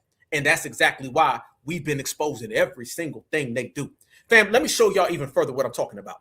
These individuals really, or these people, they think that FBA is out here picking on them and we're being mean. No, what foundational Black Americans simply are doing is exposing every single thing that we talk about. Let me show y'all this person. Y'all remember this lady right here? What's her name? Gagatha? I heard she's still gagging. She gagging on that DNCD. Y'all know what the D stand for. Fam, remember her? I checked her. Yeah. She was the one mad at me for checking Kamala Harris. Well, family, I want y'all to notice how these think tanks are out here and they're dried up with money. And she's got on the Democratic Shield uniform. You know what I'm talking about, family? Them big wide ass damn glasses. That same mush mouth. Yep. She got them earrings. Fam, let me show y'all exactly what I'm talking about. This is what I mean. Definition, I am clear that I am a foundational Black American. I don't 100% follow the movement. I most certainly don't follow the Tariq Nasheeds or the other people that she mentioned. I don't follow none of those people. I personally identify as a Black American. But with that said, I understand what the FBA movement is about. The movement. But the movement, Is she saying movement on purpose? Isn't it unnatural how she keeps saying movement, fam? Y'all notice that? Yeah, big old forehead. Yeah, forehead alert. Fam, notice how she keeps saying the movement, because the movement. Fam, She's being paid to say this. She's probably getting paid pennies, okay, because she ain't worth a penny, and they're doing her a favor. But watch that again. I am clear that I am a foundational Black American. I don't 100% follow the movement. I most certainly don't follow the Tariq Nasheeds or the other people that she mentioned. I don't follow none of those people. I personally identify as a Black American. But with that said, I understand what the FBA movement is about. The movement. But the movement, I understand what they are saying. I understand what their purpose is and what the goals are that they're trying to achieve. Some FBA telling her that she can't be a part of the movement because she's married to an African man. To be ignorant about the movement and then trying to speak on the movement, and then you're speaking on the movement through the lens of Republicans. By definition, I am Stop. Y'all see that, fam? Notice how she keeps flying in a movement. She says she understands what FBA is, but she keeps calling it a movement, and it ain't a damn movement. Y'all see what I'm talking about? They think they slick, don't they? They think they slick, family, like we ain't gonna catch them. You're gonna have to step your damn game up. You're gonna have to step your damn game up. That was pathetic. They keep trying to movement to foundational Black Americans because we won't move out of the damn way. That right there ain't nothing but a Democratic shield all damn day long. And family, I'm gonna tell y'all though, let me show y'all something about this Gagatha. All right, I gotta highlight something about Gagatha. I found this out, family. I found her paycheck. This is what the Democrats are paying her, family. This is it right there, family. That's what they paying her right there, fam. I done stole the money. I done took the money. Gagatha, this right. I know this is all you getting from them Democratic Shield think tanks. I know them Democratic Shield think tanks, the money dried up. They done paid you a penny, okay, to run and spew all of that nonsense, and it ain't working, okay? And them glasses are oversized, and you need to shrink them down with that damn forehead, but that's your paycheck. You thought you was going to get $100, and then you couldn't get $1. Your ass ended up getting a penny, and then I took the penny, okay? So this penny, we're going to go ahead and keep this one. So I'm going to send that to Roland because y'all can fight over the last penny, but that's about all you worth, and that's about all you can get because everything you doing, it ain't landed. Foundational Black Americans got these people broke out here in the field, fam. Can't even get a penny. Goddamn, get a nickel. Goddamn. I know last year they was getting nickels, fam. I got that on good authority. This year they can't even get a damn penny. That's an old penny. That's one of the pennies that done got rolled over 11 times. Just like that damn forehead. But when you take it even a step further, family, and you start calling these people out, one of the things that they always love to do, fam, when it comes to foundational Black Americans, they always try to hit us with the y'all's is being divisive, okay? No, foundational Black Americans is keeping it real. And I expect people who don't know what real is to think that FBA is being divisive because, you know, they ain't got nothing in return. But let me tell you what we got in return. Oh, we got a lot. And it's far more than that damn penny they done fed Gagatha. Family, they running around here trying to hate on certified FBA. And they come up with all these stories about certified FBA. And ain't nothing sticking, ain't nothing landing, ain't nothing getting off. But I'm going to tell you right now where they went wrong. Where they went wrong, family, is that they thought delineation was going to stop. They thought delineation was going to get a U-turn going. They thought delineation was just going to come back around later. Then they come to find out that no matter what you say, no matter what you do, no matter what you come up with, your ass is going to go broke. You ain't going to have no money. And there ain't a Democratic shield that you could pay that's going to help your ass out. You're going to have to stand on all that BS that you was talking about, and then you're going to have to go down the line at the same damn time. Y'all look at your screen right here, family. This is what I mean. They even paying these damn tethers a damn bowl of jollof rice to say stuff like this. The hate between us Black people, I strongly believe is manufactured and it's intentional. It's sponsored by people who would benefit from the disunity, discord, and the division that would exist if we keep on fighting each other. There are people who are low vibrational Africans, low vibrational African Americans, British Africans who, you know, who just do things anyhow, insult, speak demeaning of other people. And I'm not in support of any of this. There are lots and millions of African Americans, Nigerians, British Africans who are also not in support of this. In fact, the majority of us actually love the unity. We love each other. So let's not fall for all this. Stop. All this propaganda online, right? Is that what they always say, fam? It's propaganda. It's paid for. The government is behind it. You know, it's always an excuse. It's everything other than them. Family, they always try to do this thing with FBA, right? FBA is getting funded. FBA is getting paid. Family, I'm going to show you right now the difference. Let me show you exactly what I mean. Who has the government sponsored more? Foundational Black American grassroots lineage or scam Africanism? I done already showed you that the scam Africans were already getting paid back in the day. Family, the government has always supported these people. Watch your screen right here, family. George W. Bush, he put out a whole statement about what? Kwanzaa. Why has the government always supported Kwanzaa? That's a Pan-Africanism. That ain't got nothing to do with foundational Black Americans. I am pleased to send warm greetings to all who are celebrating Kwanzaa. Established in 1966 by Kwanzaa, represents an African-American and Pan-African holiday celebrating family, community, and a 7-day observance beginning December 26th, ending January 1st. George W. Bush was out there, and he was loving some damn Kwanzaa. Yep. He says best wishes on this special occasion. Who else supported Kwanzaa? I'm going to show you. Look who else supported Kwanzaa. Barack Obama.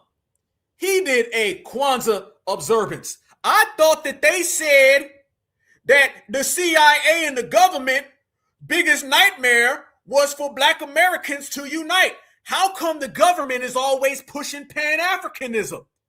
How come the government always pushes Pan-Africanism, but they're always trying to tell us how much the government is afraid of Pan-Africanism? Who else supported Kwanzaa? Damn, Joe Biden. There he goes, supporting it. Biden and Harris celebrate Kwanzaa with social media posts. Fam, the government seems to be very supportive of Kwanzaa, a Pan-African holiday. Yes, the hell they do. Oh, we got receipts today. Yes, the hell we do, family.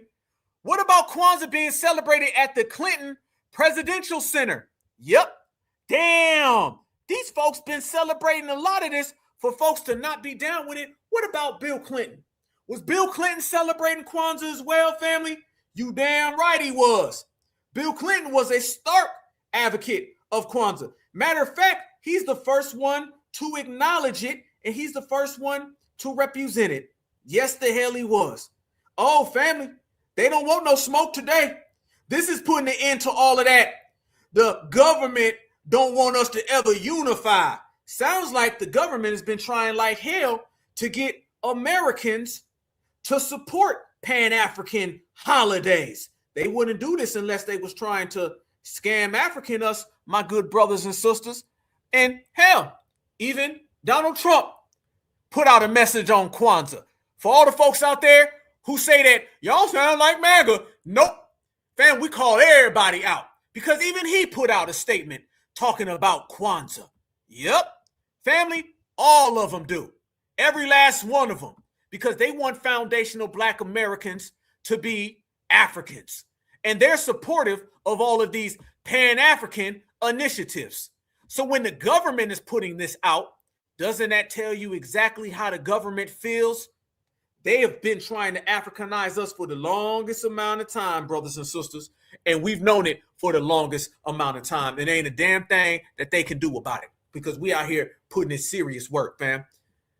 Foundational Black Americans in this era, this generation, this time, we let it be known, fam, we ain't Africans. It's really preposterous, ludicrous, and despicable. The fact that people literally try to run a y'all African game on us. They try to tell us that we are two continents at the same damn time. They try to get us to claim ancient ancestry. They try to get us to connect to a third world. We're the only people on the planet Earth that they do that with. And Black Americans have been coming out and they've been letting everybody know, hail to the North. Remember the young lady earlier that was talking about how we ain't Africa? Let me let her go ahead and cook on this, fam, because this sums up everything that we've been talking about. I'm not African. I'm not African. And if me saying I'm not African, and if me saying that I'm not African, along with thousands and thousands of others, does something to you, to make you get up here and start talking out the side of your necks and run to these podcasts to try to put together these think pieces to try to connect us to the continent of Africa and band together or come together with other demographics to try to debunk our family history. That sounds more like a personal problem to me because I'm still going to sleep great at night. What y'all doing is feeding into the main character syndrome that you claim we have. Y'all are literally making us the main characters. When y'all ask a Jamaican what they are and they say Jamaican, y'all don't get up here and be like, oh no, you're African. You're African Jamaican because your ancestors were brought over here as slaves because in the 1600s, y'all making us the main characters. If me saying the words black and indigenous at the same time is causing y'all to crash out under my comments, y'all need to relax because it's always gonna be facts or feelings over here. And let's just play it by your timeline. Let's play it by your narrative that we all was stolen from Africa, that the colonizers came over and magically stole us. Even though we are the most physically athletic, dominant people on this planet, dominant in every single sports there is, and the historical fact that we built this continent from the ground up, right? The reason why I'm bringing it up because the African Union said the reason why they couldn't build the African continent up because the colonizers stole their best builders and engineers and the best of the best. What you gotta think? Those same people should still be over there. If it was all stolen from Africa, those same people should still be over there to help build the continent up today. No? How come Africans ain't building up Africa right now? How come Africans ain't building up Africa right now? Fam, they could be building it up right now. Why are you waiting on us? Why are you waiting on foundational Black Americans when you can go do it right now for yourself? Because we ain't African. And fam, they still running around here telling these stories about how mean they go in on Mount Vernon, and she about to call Mount Vernon out. Watch this. 24/7, these folks are out here running their MFing mouths about foundational Black Americans, but there ain't a damn thing that they can say about FBA. Watch what I'm about to show you now, family. This is going to hyper expose what I mean by these individuals are not like us. I cannot explain further the despise that these people have for us, and I cannot explain further how much we are not like them.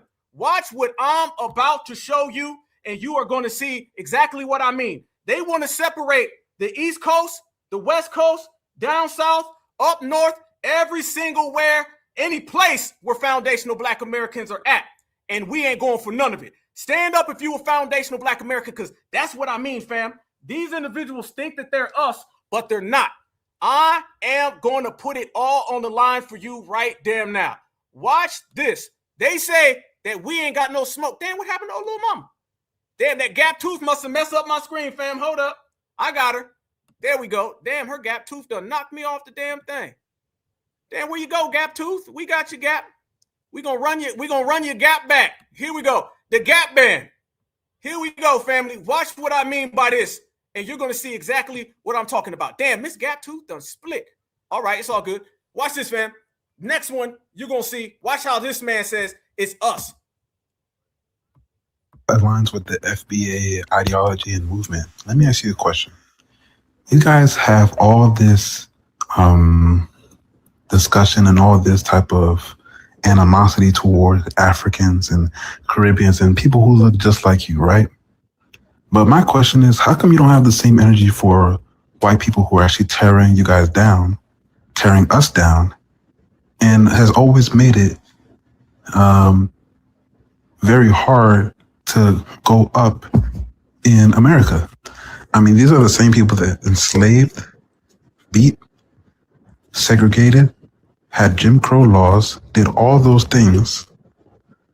But at the end of the day, I don't hear as much as that discussion. You guys are discussing about Africans, Caribbeans, and all that stuff. Even going as far to say that we don't mess with the Africans and that we're not even African and that I'd rather be here in America and I'd rather be here with white people. What? Now, obviously, I'm not saying all Black American people think like this, but I am asking the question because this is what caught my mind. And then when I go on these panels and I ask these questions, Fam, did he just say we'd rather be with white folks? Did he just, fam, tell me he didn't just say that? Hell to the no. Whoa. One more time. I can't believe what I'm hearing. segregated, had Jim Crow laws, did all those things. But at the end of the day, I don't hear as much as that discussion, you guys are discussing about Africans, Caribbeans, and all that stuff. Even going as far to say that we don't mess with the Africans and that we not even African and that I'd rather be here in America and I'd rather be here with white people. Now, obviously, I'm not saying all Black American people think like this, but I am asking the question No, because listen with the y'all not. I'm not saying everybody, fam. They only say that because they know we gonna call them out. That's the only reason that they say that, family. Don't let them try to twist it. Don't let them try to spin it. They only try to use that, fam, because they don't want us to call their ass out. because this is what caught my mind. And then when I go on these panels and I ask these questions, the same question that I ask right now, they dodge it. They don't even want to answer it. So tell me right now, give me the answer as to why. Give me the answer to why you got that goddamn dusty ass rag on your head, partner. How about that? Since we giving answers, why? How about that one? Since we giving answers, why? See, fam, this is what I'm talking about.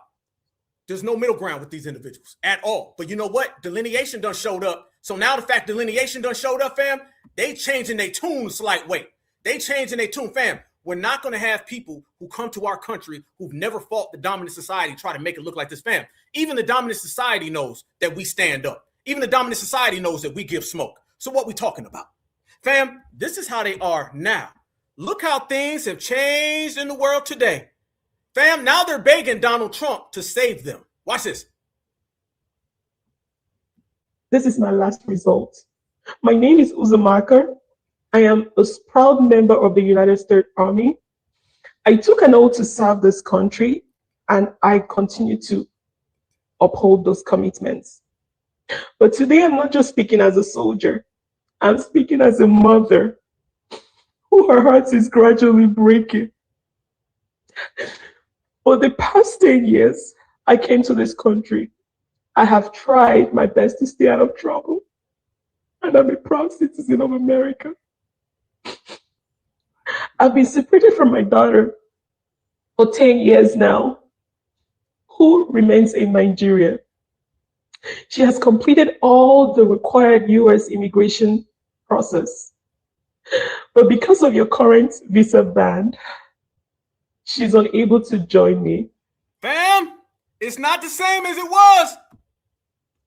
During this whole process of waiting, my daughter fell critically ill, and she needs the medical care, which is very, very difficult to get that quality care in Nigeria. Every day that passes by increases my fear that I might lose her before having the chance to hold my daughter again and reunite with her. I respect the United States immigration laws, and I don't take your efforts and your good job for granted. And I sincerely understand the national security importance to this country. Stop. How many of y'all believe her story? I don't know. If it is, it is. If it ain't, it ain't. I'm just saying. But I'm kind of skeptical, fam, because a lot of things are always an issue, isn't it? Isn't it? It's always somebody, some reason why you got to go. And this also tells me why a lot of them need to, quite frankly, quit hating on foundational Black Americans, because maybe foundational Black American hatred isn't working well for you. Just saying. To get that quality care in Nigeria. Every day that passes by increases my fear that I might lose her before having the chance to hold my daughter again and reunite with her. I respect the United States immigration laws, and I don't take your efforts and your good job for granted. And I sincerely understand the national security importance to this country. My plea right now is not about politics, but a humanitarian one, a compassionate one, a one that you should review carefully and consider it. I am only simply asking that there should be an exception for me and for people that fall in this category. My daughter is critically ill. I have all the paperwork to prove it, medical reports. This is just a mother fighting for her daughter to live and survive. How can I be in a country and like this that offers one of the... Stop. Fam, I'm just saying, I'm just keeping it real, fam. I mean, I hear it, you know what I'm saying? But this is what happens, fam, because I didn't hear none of this a year ago is what I'm trying to tell everybody. I didn't see none of this a year ago is what I'm trying to tell everybody. It was slight different when folks was disrespecting foundational Black Americans, and now you're seeing a lot of people who are trying to give it up. I'm just keeping it all the way live. Family, they're begging now to stay. They're begging to stay in the United States of America. But remember, y'all, they told us we need to leave. See, it makes no sense when someone is begging for you to stay, but was begging for you to go. Which one is it? Which one is it, family? It makes no sense. And since it makes no sense, there's really nothing we can say or do about it. You're going to end up going home. Because is she really begging to Donald Trump, or is she more begging for foundational Black Americans to help them from Trump? Notice soon as Donald Trump got into office, it became FBA, come and save me. It became FBA, I need your help. These folks is really trying to beg foundational Black Americans to come and save the day. And foundational Black Americans said, you on your own. And when we say they on their own, fam, that's exactly what we mean. The money's gone. Everybody's dried up right now, y'all. They have no money going into their homeland, so their homeland has no money. You got to understand, fam, delineation has taken these people and the money that they have in their homeland and gotten rid of it. You ain't got no money in your homeland. What the hell you got now? Fam, look at this right now. Fam, in every situation, they asses is going to start lying.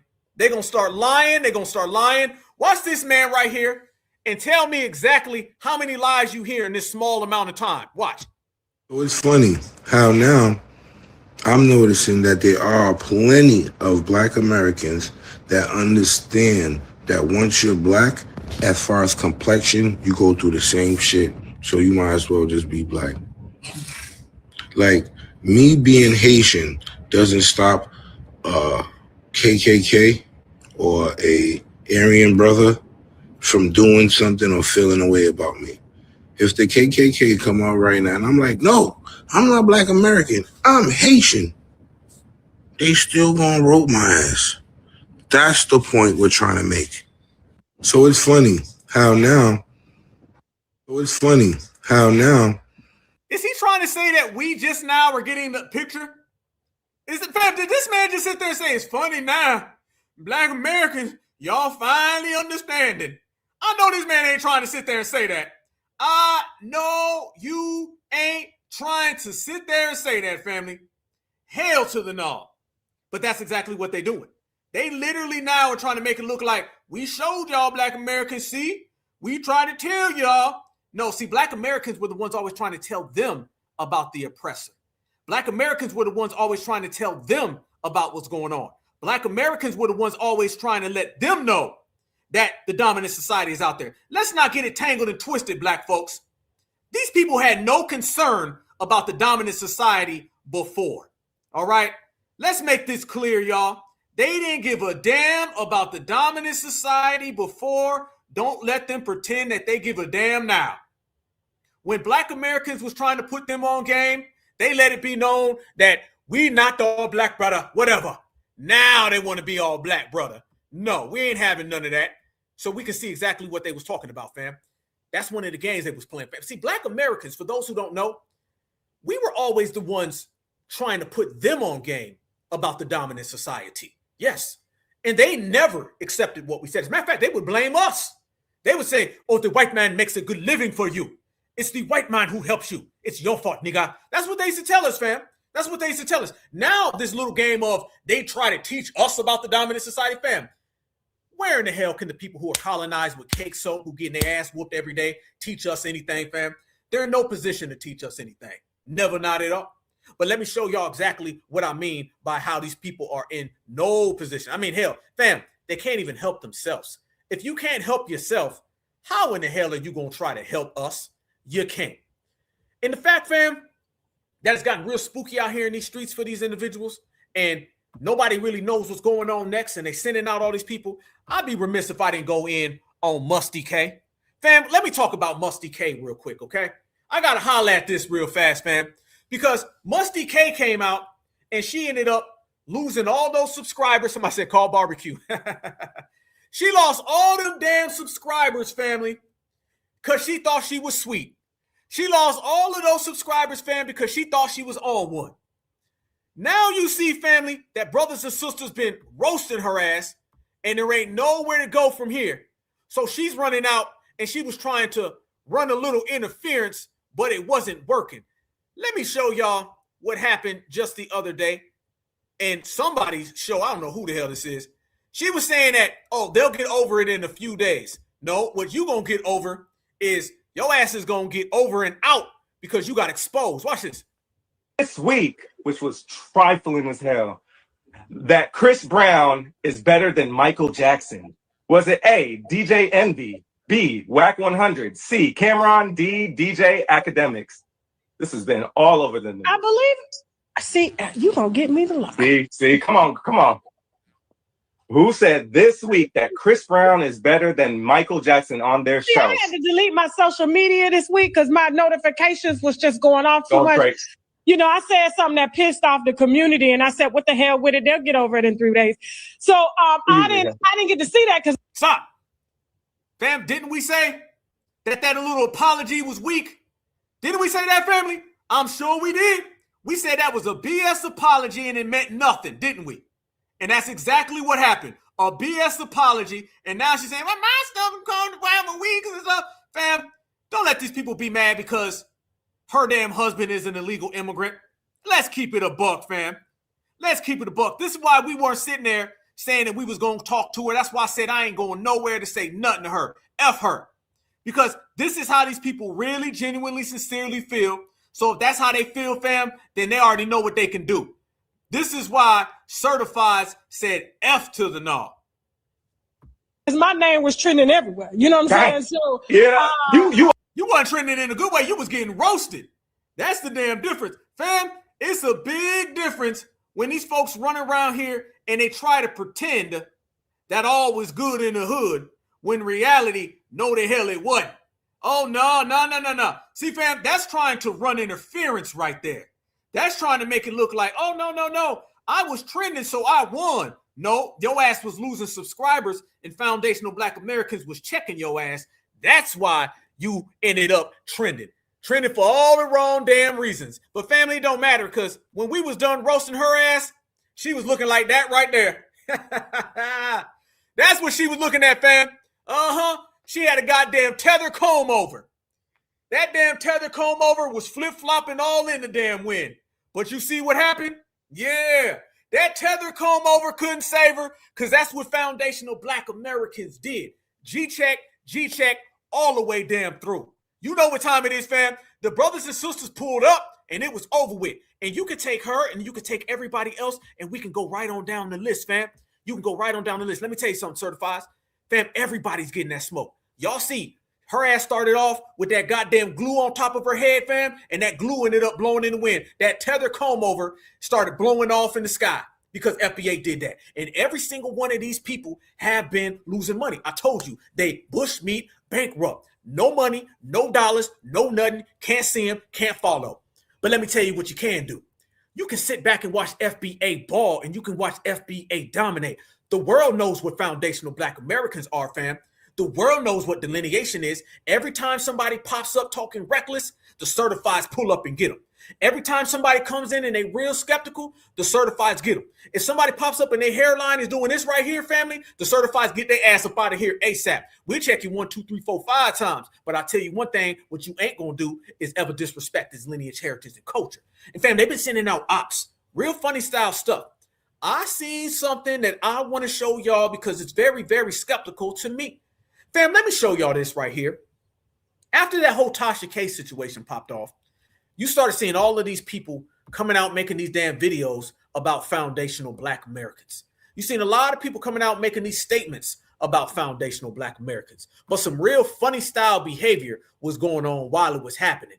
I'm here to tell you right now, fam, They trying to pay off a lot of people to say a lot of things about us, and it don't compute and it don't add. Y'all look at this right here. Fam, there's a lot of real strange people out here in the world today. And there's a lot of red team go, folks. Fam, what the hell is this right here? This man has a video. He says FBA is not a hate group, and he says he's speaking on behalf of us. Y'all tell me what you feel. A hate group. Good morning and grand risings to all. I hope everybody's doing well this morning. How y'all doing? It's one, the title is Black Man. Yeah, here to drop another jewel and nugget for your day-to-day. Now, check this out. This is what we're going to talk about. We're going to talk about Tasha. Let's talk about Tasha. Because I watched the video and I'm like, I get it. I understand why she's hot. Those folks came for her husband. She's supposed to defend her husband. The problem is the way she's defending, now she's trying to create this whole aura of hate around foundational Black Americans. Just fam, what the hell is this? Somebody says that Jigsaw. What? What the hell is this? Nah, bro. Watch it, brothers and sisters. A lot of weird folks is out here in these damn streets. This ain't it, bruh. This ain't it. Talking for FBA, saying we're not a hate group, sitting in your damn car with a green mask on, speaking with your voice altered.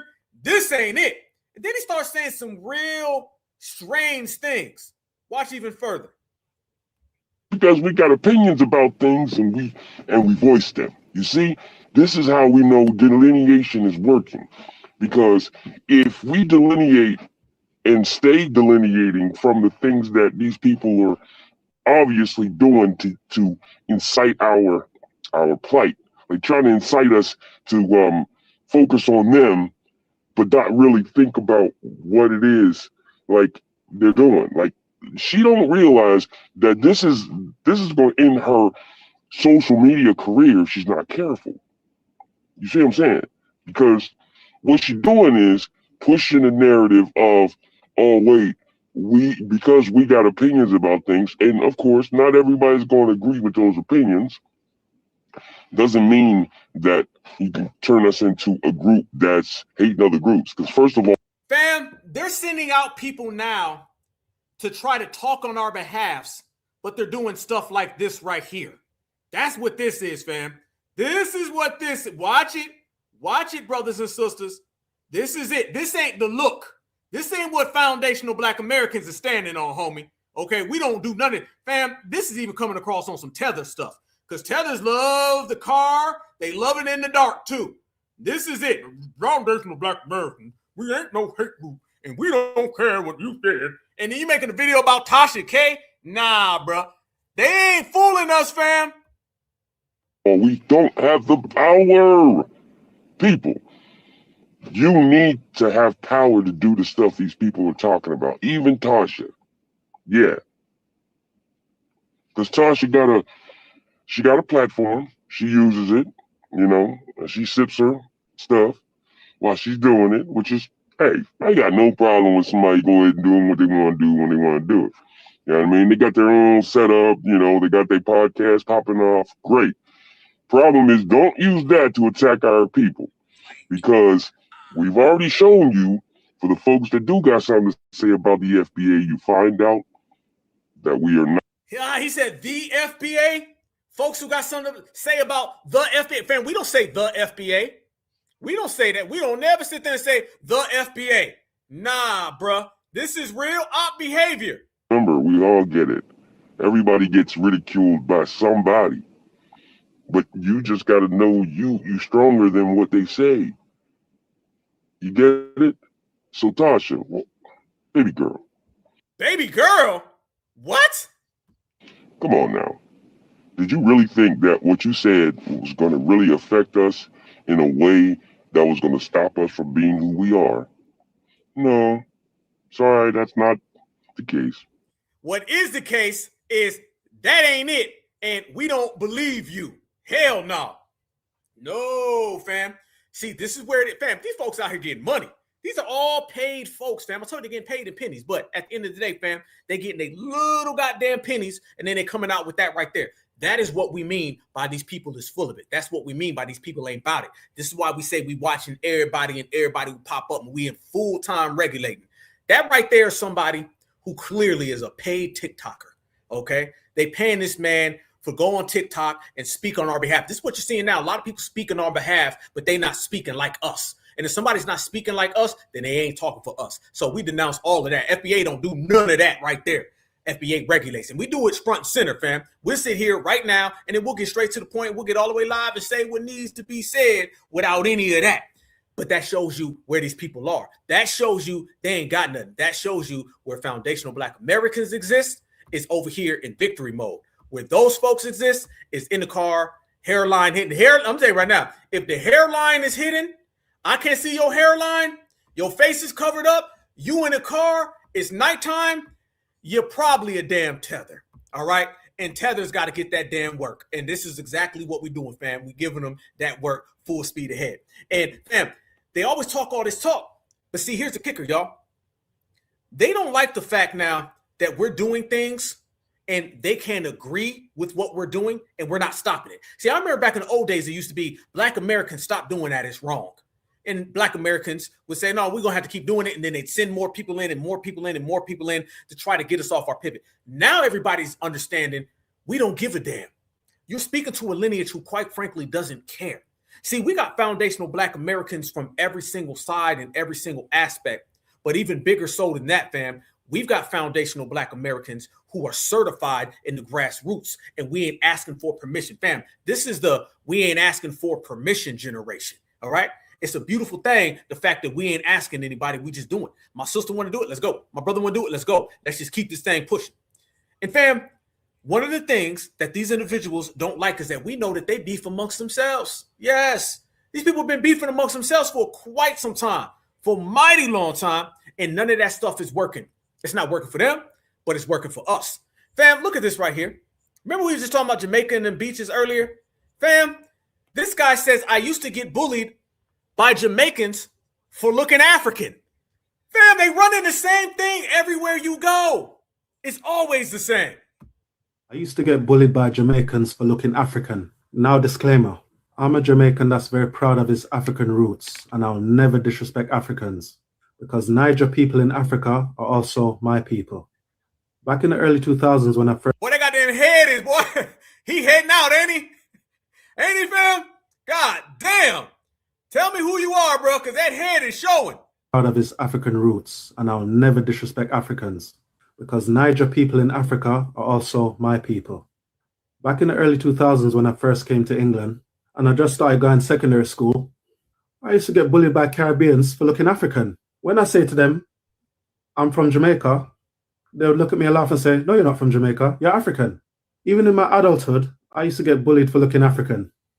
But my question to Jamaicans is, what is a Jamaican supposed to look like? Is a Jamaican supposed to have Afrocentric features with a pointy nose, blue eyes, and dark skin? Is a Jamaican supposed to look Afro-Chinese? Or is a Jamaican supposed to look Afro-Indian? 98% of Jamaicans can trace their lineage back to West Africa. Let me say it again. 98% of Jamaican people can trace their lineage back to Africa. And I bet your head gets there first. Your head gets there before the damn DNA test show up. Damn. But Jamaicans like to deny their Africanity because they've been taught that Africa is a shithole. And whenever Jamaicans say that they're not Africans and talk nonsense about Africa, I just look at them as they're a dunce. They didn't finish school, they dropped out of school, or their mother dropped them on their head. To my fellow Jamaicans, we need to get rid of that mindset. We're not indigenous to Jamaica, we're indigenous to Africa. Jamaica is really the land of our captivity. Africa is really our home. Let's not forget, we didn't leave Africa by choice. We was taken away from Africa. So to Jamaicans who like to bully me about looking African and to deny their Africanity, stop being a dunce and wake up. That man said, stop being a dunce. Stop being a dunce and wake up. Stop denying it, Africanity. Fam, look at that right there, though. Think about it, y'all. Think about this 1 second, fam. Everywhere they go, they're always beefing. You got the Jamaicans and the Africans. You're this, you're that. Man, we don't want none of that. We good over here doing our own thing. All these folks is feuding and fighting and back and forth right there. You got to do with the damn balloon head. I'm talking about soccer ball, bowling ball, all of that stuff. We know where your ass from because we can't miss you. All right. This is what I'm saying, fam. It's always the same stories everywhere you go. This person bullied me. That person bullied me. I was bullied before. I was bullied later. They weren't nice. It's always the same exact thing, fam.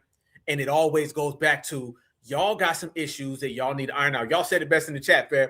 These people is lost. I'm telling y'all, they got to go get tether therapy. That's what they need. They need all the tether therapy in the world that they can find. It'll help them out because we ain't going for it. And I just showed y'all a minute ago. Let me get back because she had music in the background, fam. I had to cut the music out.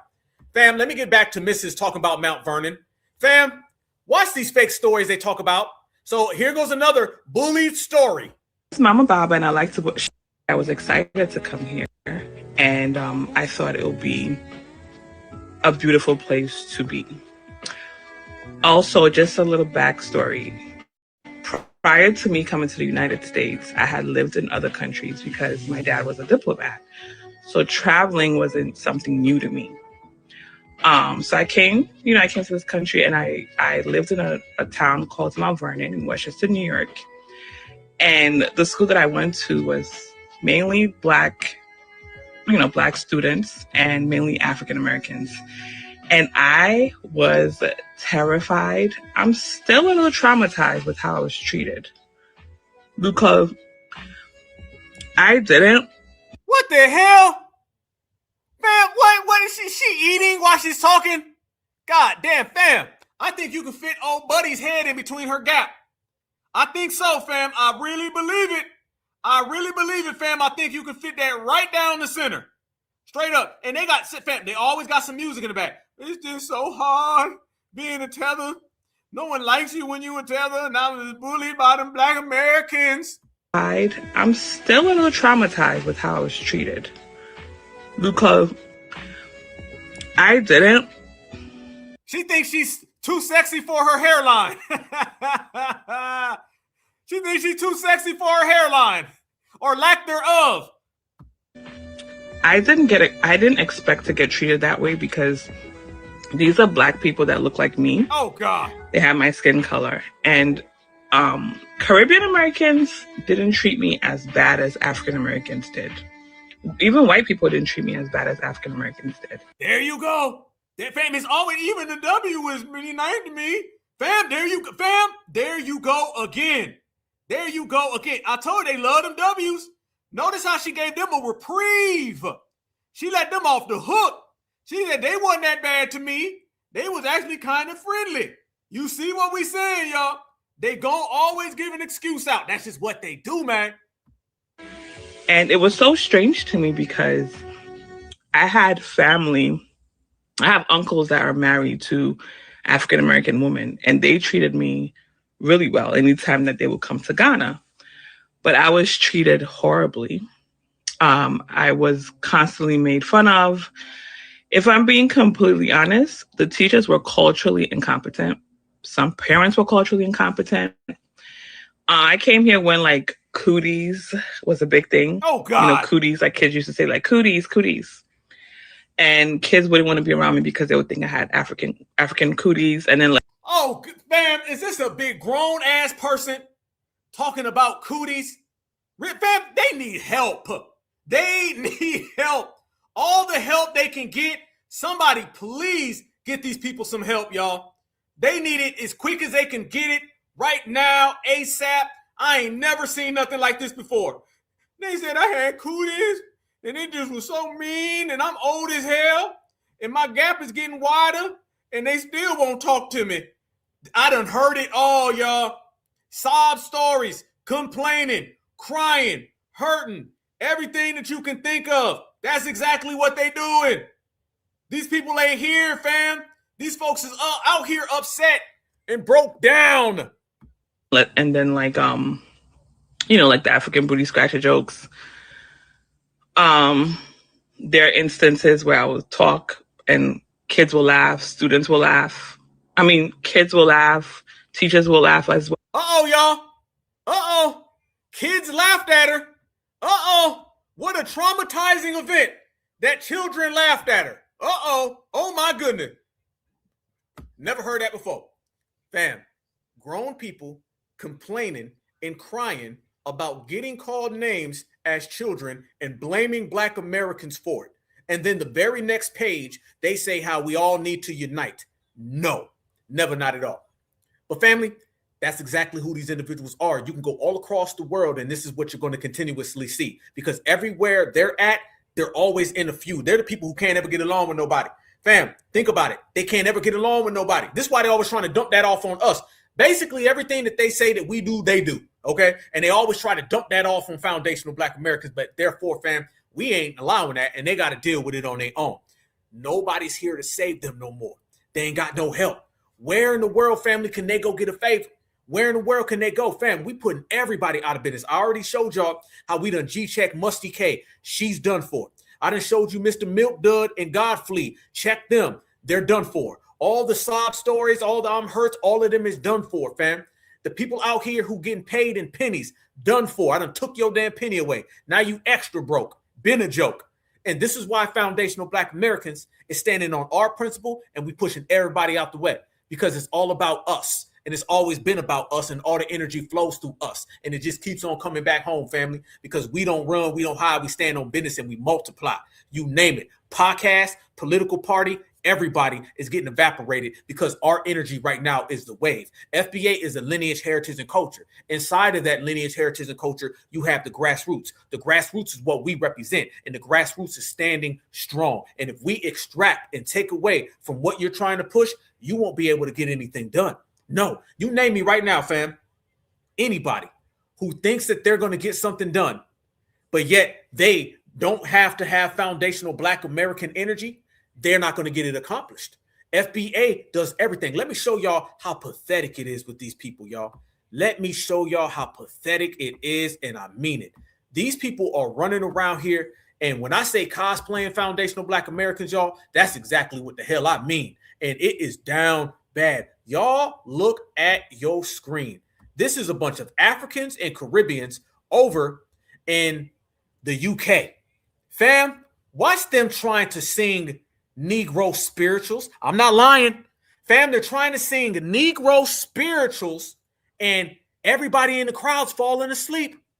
You not FBA. Why are you singing Negro spirituals? Watch.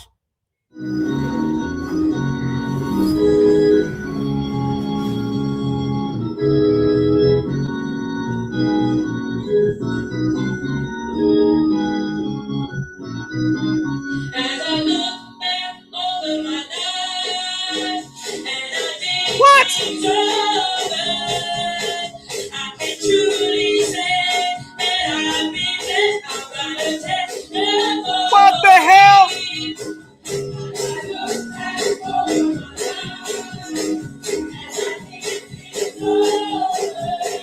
No!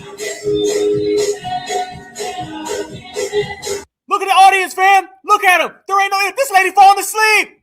She said, as I flee and I leave my homeland, they do not understand, because I want to be next to the white man. They out here singing Fleer spirituals, fam. Fleer spirituals. It ain't moving the damn crowd. Everybody wants to be us, but can't nobody be us.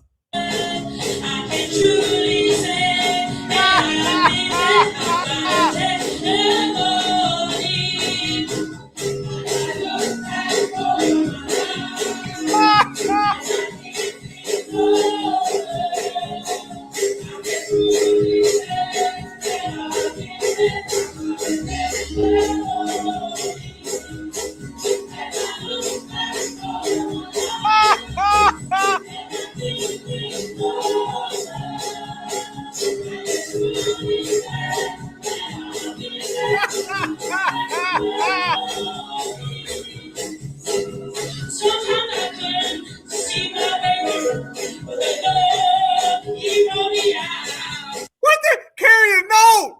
God damn. Carry a note the same way them Africans was carrying that W man on their shoulders. You ain't Sister Mary Clarence. You better stop. This ain't Sister Act, family. This is Tether Act. This is Fleer Act. Damn right.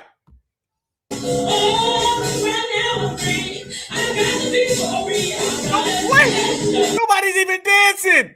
Look at the audience, fam. Everybody in the audience is just sitting there.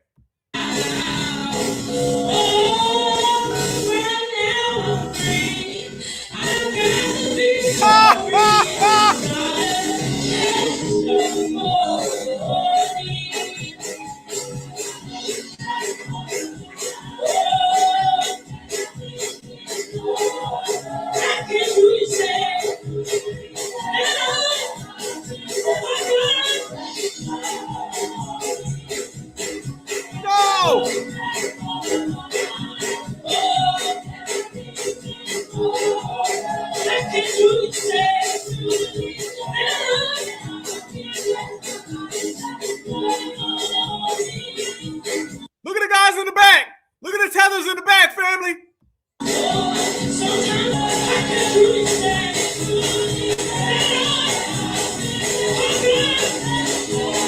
I can truly say your ass needs to stop. I can truly say you need to knock it off. I can truly say you ain't FBA. That just hurt my whole goddamn head. No. That was wrong of you. Don't you ever do that again. What's wrong with these people, fam? They out here singing Negro spirituals. Fam, so they first off, fam, them are tethers who tethered onto the UK. So you got Caribbeans, Africans who left the Caribbean and Africa to go to UK to sing like FBA. So no matter where they run to, no matter where they flee to, no matter where they hide, they still gonna be talking about us. Sad, bad. This is what I'm talking about, y'all. Everybody wants to be foundational Black Americans. They singing Fleer spirituals. They talking about how they ran. They ain't got no soul. See, that's the thing, fam. We got soul. That's what we got, fam. We got soul. Soul music. See, the thing that separates us from everybody else, fam, is that foundational Black Americans, we got soul, we got spirit, we got vibe, we got frequency, we got energy. Those are terminologies that you never hear any of these people use, but they try to do it, and it looks pathetic. Just like that, what you just seen right there. You can't have synthetic foundational Black American energy. It just doesn't exist. There's no such thing. It's either foundational Black American or nothing at all. And if you ain't a foundational Black American, you can't speak to foundational Black Americans. And you damn sure can't sing like foundational Black Americans. That's what it is. We give everything to this country, everything to this life. And the fact of the matter is, y'all, every single time they do something like that, it only further shows why foundational Black Americans have completely delineated from them. We've delineated from these individuals so far, so gone. It ain't even close right now. I think that they think that the more they talk, we're going to get together with them. Family, the more they speak, the more we separate because they keep further showing us why we don't need to be rocking with them. And stuff like that is exactly what I mean. So when they're not busy carrying W's on their backs, they're out there having fake soulful songs, fake gospel, singing Negro spirituals in places that they ain't never been to, okay? Anything and everything to try to cosplay my lineage, but my lineage is not open for anybody to come in. And there was a lot of people who now are starting to get the message. A lot of people are getting the message, fam. They could pretend that they're not getting the message. They could pretend they don't know. But fam, let me show you this book right here. This is one of the books I was talking about right here. This is how the CIA ended up getting in cahoots with them same African nations that we were just talking about earlier. Yes, the same African nations, y'all, that were running around here and talking all that jazz about foundational Black Americans. Well, those are the same ones who this book covers. And it goes all the way down the line, y'all. It shows you every single thing that you need to know. There ain't no running and hiding from what foundational Black Americans is putting on the line. Oh, hell no. Hell to the no. You cannot run from this FBA energy. It will hunt your ass down, walk your ass down, and you will be found. And that's exactly what you see going on there. They cannot no longer act like we don't know their history. See, they always want to talk like they know what we did. They always want to give us a history lesson about us. You can't give no history lesson about FBA. Hell to the no. Because we know your history. And your history is filthy, just like your village. I want y'all to look that up, and that's going to show you every single thing that we mean when we say that these folks been out here for a long damn time cosplaying Black Americans, saying that we's a hate group when I can show you exactly who been paying them. That's exactly what we mean. Fam, let me show you this as well. Let's go to the Julio Romero Gonzalez community. Y'all remember a few years ago, fam, when they was out there firebombing people and all that? Fam, let me show y'all this, okay? This is why everybody can hold them NUTs. Everybody. Y'all remember this story right here, family? I'm going to give you an update because we covered this. But this is what I mean by everybody out here wants to be foundational Black American, and they're upset because we ain't allowing it. Watch. African Americans living in 7 Los Angeles men were charged with firebombing African Americans living in a heavily Hispanic area in 2014. They were charged in a 10-count indictment unsealed in federal court Thursday. They were also charged for their roles in a racketeering enterprise that used violence and intimidation. Justice reporter Paula Reed is in Washington to discuss it all.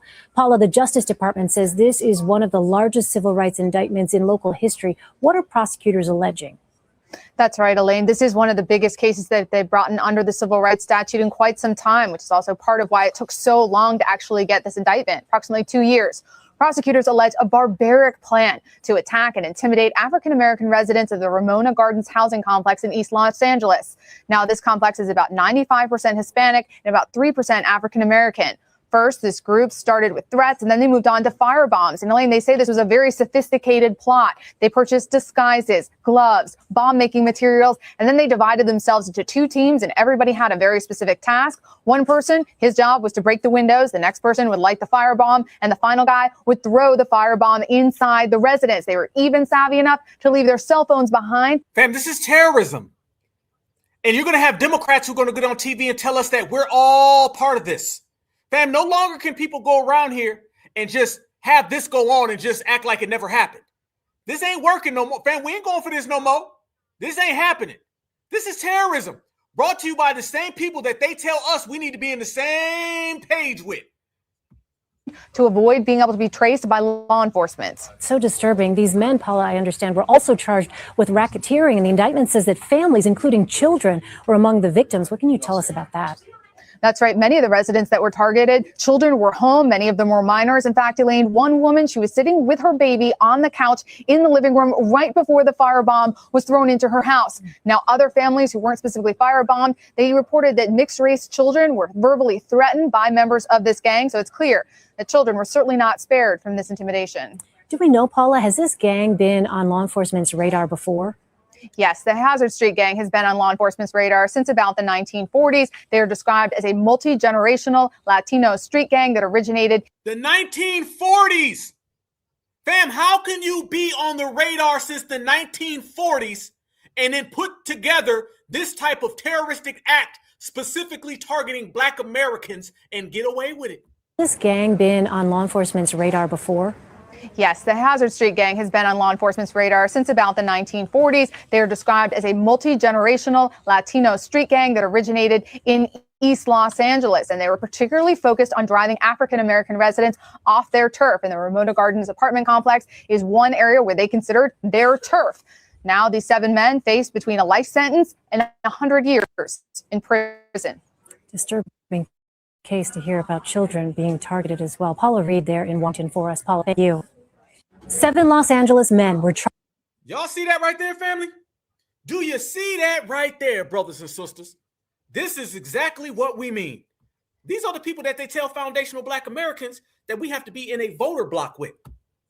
This is why I denounce the Black and Brown No Coalition, and this is why I denounce any form of solidarity with these other groups. Every single other group on the planet Earth openly practices anti-foundational Black American discrimination and prejudice. Remember that. I'm going to remove racism. Miss me with racism. I don't want to hear about racism, family, okay? Because we get hated on by people who are supposedly classified in the same race.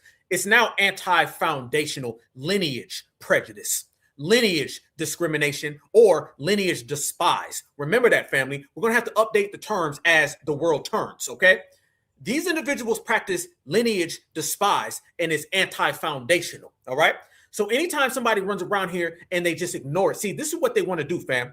The world has been used to practicing anti-foundational Black American despise and then waking up the next day and pretending that it didn't go on, okay? Every single thing out here is well known. We are the only people who are true enough to just say it, all right? These individuals know what's been happening to us. The 1940s, And they represent these same Latino organizations who have been openly saying it. See, being open with your anti-foundational Black American prejudice, it means nothing unless we regulate. Okay? Let me say this one more time, y'all. It means nothing for these people to come out and just admit it. I'm not waiting on in the middle.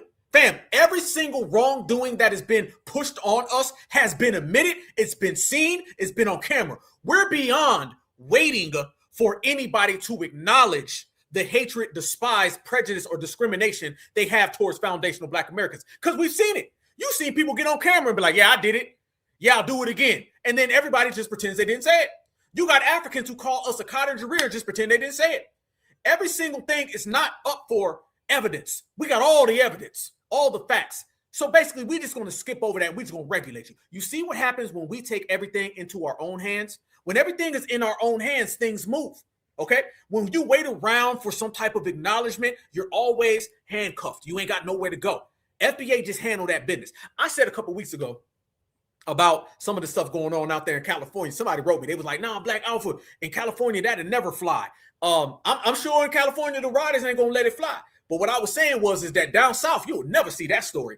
You will never see that story. Because down here, them Latinos, they know better. And they walk with their head down when they come around foundational Black America. You'll never see that. No disrespect to nobody. Shout out to everybody. Because this is notion that, come on out to California with it. Much love and respect. Y'all know it's much love and respect. And this go for New York. This go for California. This go for Chicago. I see those stories there. I don't see those stories in Mississippi and Alabama. Straight up and down. Straight up and down. If you listen to Julio, you know better. And I know the riders is going to handle. I'm not talking about the riders, okay? I'm talking about overall, a grandma down south ain't letting that pop off. Straight up and down, fam, you can go get somebody's great uncle down south. See, in other places, it's like, wait until the particular person shows up and they're going to shut it down. Here, everybody going to shut that down. Gonzalez know better. Gonzalez knows to play the game. It's not a matter of what I'm saying. It's a matter of it don't happen because they know better. If something ain't happening, it's because the people doing it ain't going to do it there. It's not a matter of what I'm saying. It's a matter of you don't see that down south because they know down south is not the place to play them games. It ain't safe for you at all. And this is why foundational Black Americans been put on, and this is why certified foundational Black Americans know what it is. And they know what it is, and we know what it is, and it's going to stay that way because it's FBA all damn day. And things have been turning on these people, fam. And these are the people, again, that they've been trying to get us to be allied with. They've been trying to get foundational Black Americans to be allied with these individuals because they somehow think that foundational Black Americans is going to save them. What? Bring those people into the country? Bring more of those people into the United States of America? Bring more of those people into where we are? Nah, it ain't going to happen. Fam, speaking of that, let me show you something right here. Look at your screen, brothers and sisters. Did y'all see this right here? Did you see this right here, family? No. Hey, wait. I feel you. Like I said, I know that's not going to play with all the brothers and sisters in LA. I understand that. I know they go in places where there aren't areas of Black folks. What I'm saying is you do that in a place where no Black folks in Mississippi, the Black folks is going to go to where they are and go handle it. You feel me? I know they pick and choose where they do that stuff out in LA. I understand that. I know they pick and choose in New York.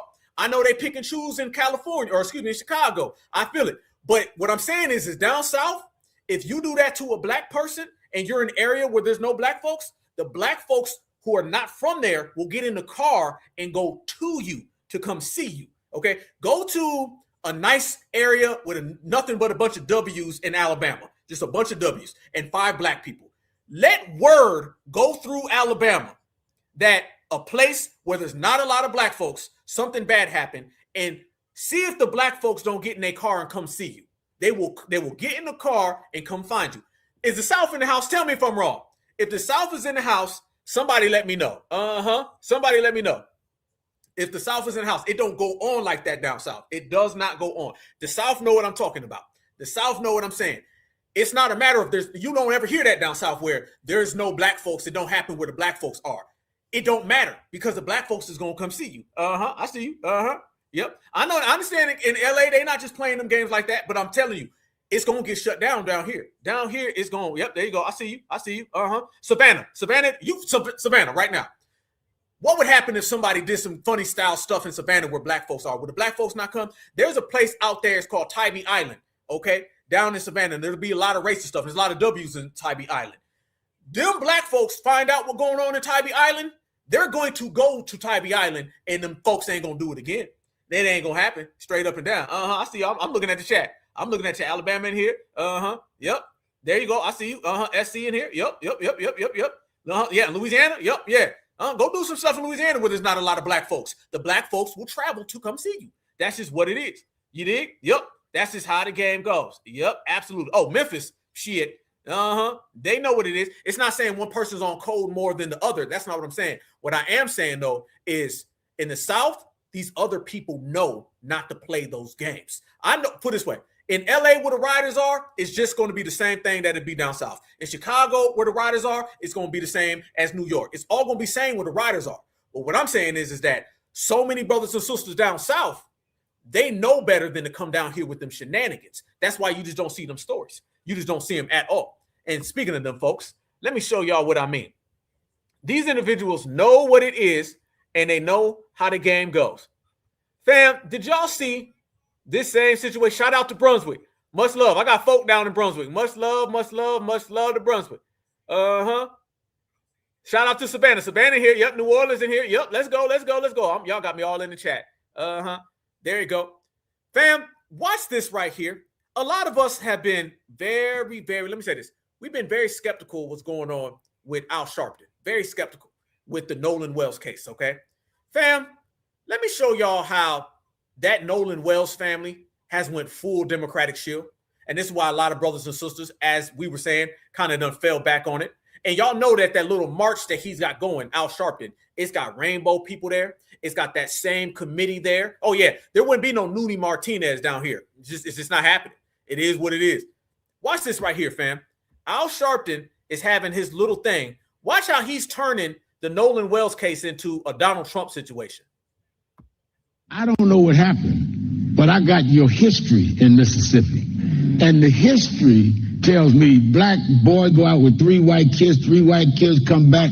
There's a blurred story on what happened. Now y'all all hostile and all upset. Didn't have the keys, but then you had the keys. Some about this don't make sense given your history. Mm-hmm. And I'm going to stay on this until we find out what happened. It may be nothing, but we're not going to leave that up to chance with people that are distorted. We're going to stay on this case. Mm-hmm. And lastly,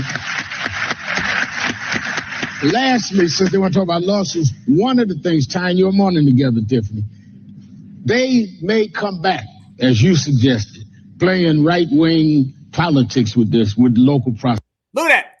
Turning it into right-wing politics. Fam, they letting them whore their family out. Come back, as you suggested, playing right-wing politics with this, with the local prosecutor, maybe even with the federal people.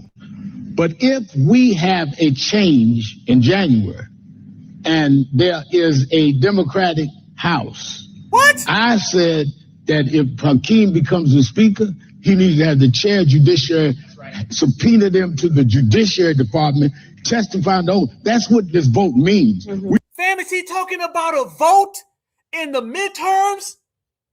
Is he talking about a vote in the midterms, family? Why the family just sitting there? You gonna let this man turn it completely? See, fam, this is why we withdrew. This is why a lot of black Americans withdrew from the situation. I'm sorry, it is what it is. We're not gonna play these games, y'all. We're not making the same mistake twice.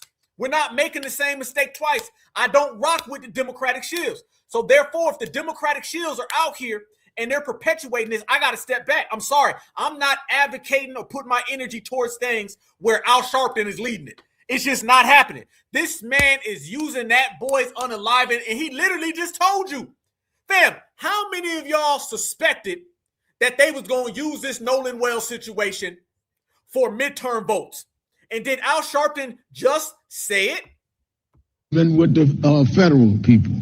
But if we have a change in January and there is a Democratic House, I said that if Hakeem becomes the speaker, he needs to have the chair judiciary subpoena them to the Judiciary Department, testify. No, that's what this vote means. We need to have a check and balance of government so that we got somewhere to go. We can't depend to go to Trump's Justice Department. So we need to really mobilize so people like these two parents can.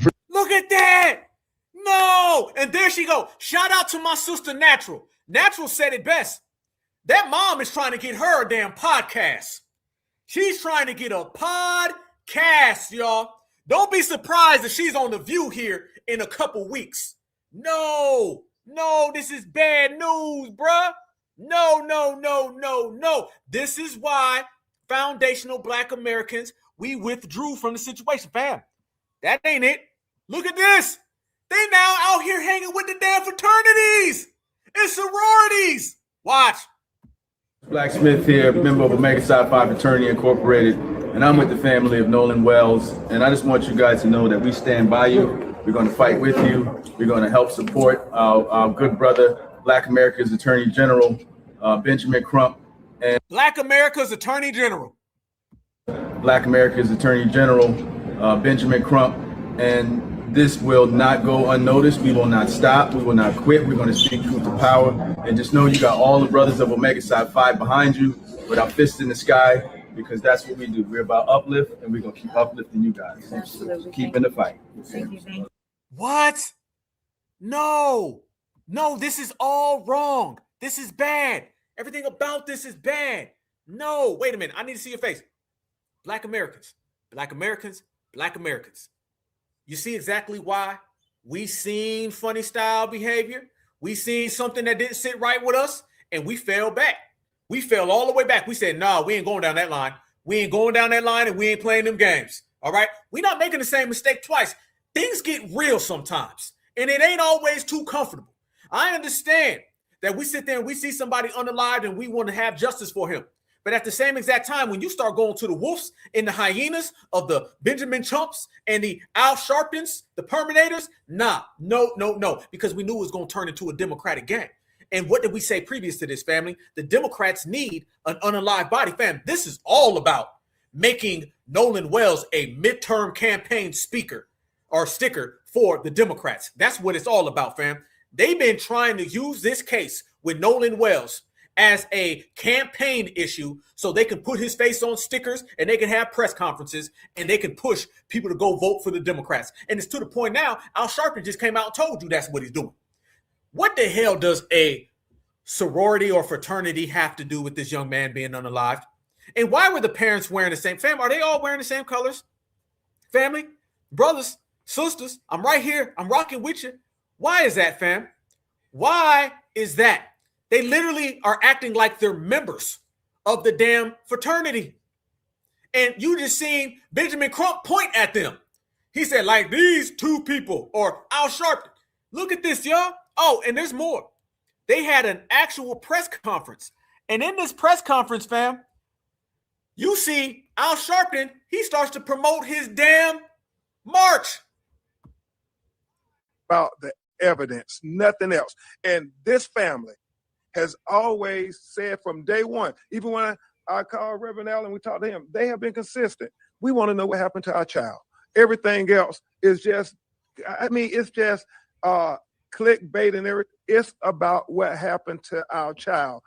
Black press, NABJ, we need you now more than ever to keep everybody focused. What happened to this 18-year-old Black teenager in Mississippi? Because there have been questions when you look at the history of the Deep South where young Black people are unalive and nobody ever gets any answers. Well, we want Nolan Wells not to be like many others that came before him. And that is why, as I said earlier, August 28th, the anniversary of Dr. King's March, Martin III and I called, we were doing a huge march in Washington, Lincoln Memorial.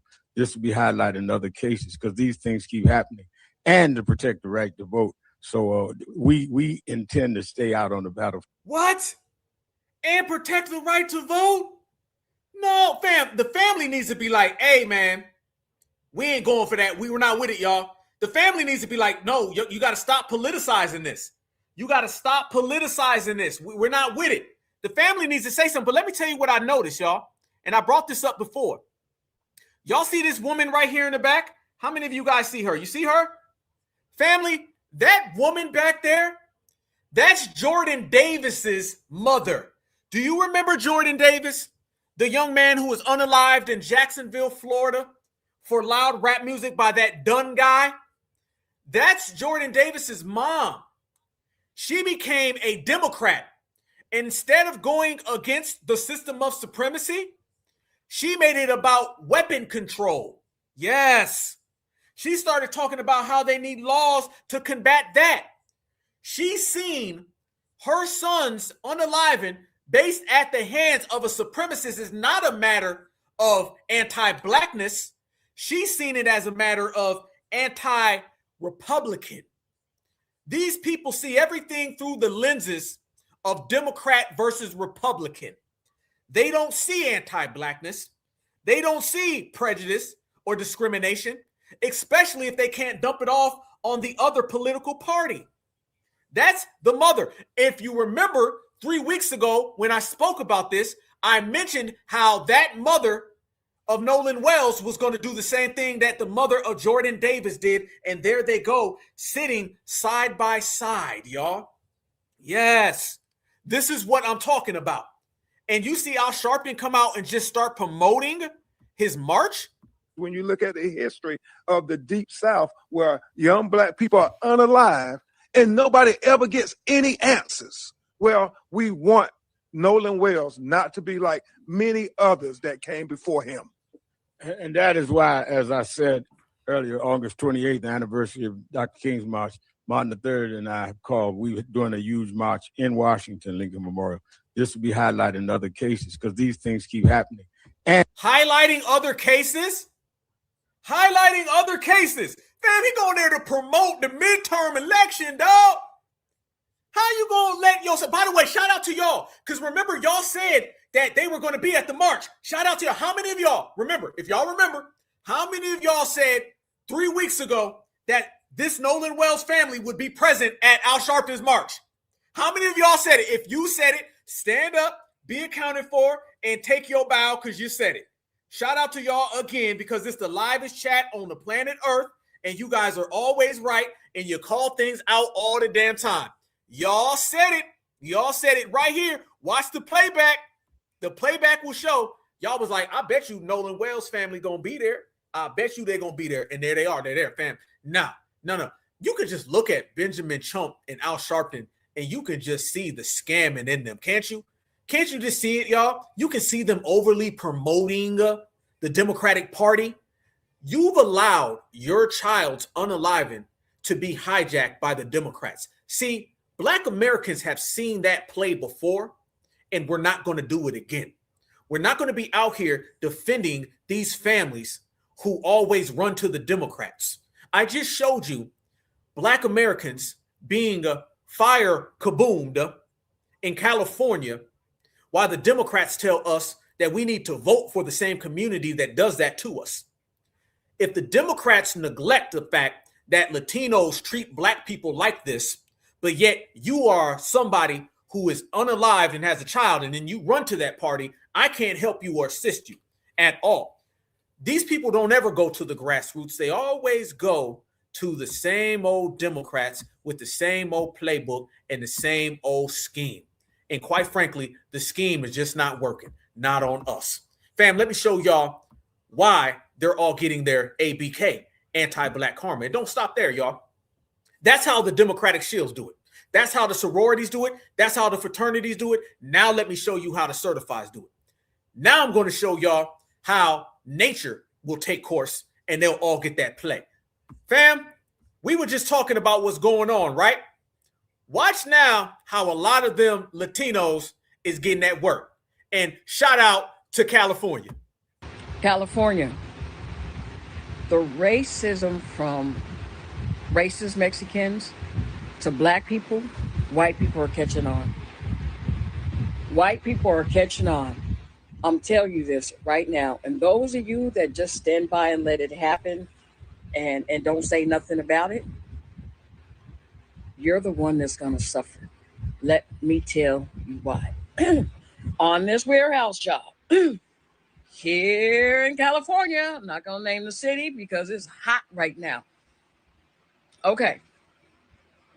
There were 3 men, 2 women, and 1 white guy. One of the men kept picking on this new hire. This new hire was a black man, young black man. And he was excelling. He was working really, really hard. I guess one of the Spanish guys felt some kind of way. I don't know why, but he was in his feelings. He began to start lying on this young man. The lies went so far where he was getting rid up and spoke to, coached, all the above before he got terminated. Okay. Now, a lot of people seen this, including the white guy that kept quiet the whole time. So the white guy goes, all right, I am going to go to the bosses. He claims he went to the bosses before the black guy actually got terminated. The bosses didn't do nothing. He said he thinks the bosses didn't do nothing because they were all Mexican too. So the white guy got angry when he found out the black guy got fired, and he called ICE. Y'all, ICE went in there and got a bunch of them. Some of them were able to run out and save themselves. But what I just hate is that your race, you are so racist that for so long you thought nothing was going to happen. You thought nothing was going to happen. And those of you that claim you're not racist, that you just stood around watching this shit and didn't speak up and be like, nah, he never did that. I was right there. None of you spoke up. All them were taken. All of them. You let one person destroy a whole bunch of lives. You let one person destroy a whole bunch of lives. I don't get it. I said this a long time ago. Your racism will be your karma. Damn. Your racism will be your karma. Do you mean anti-black karma?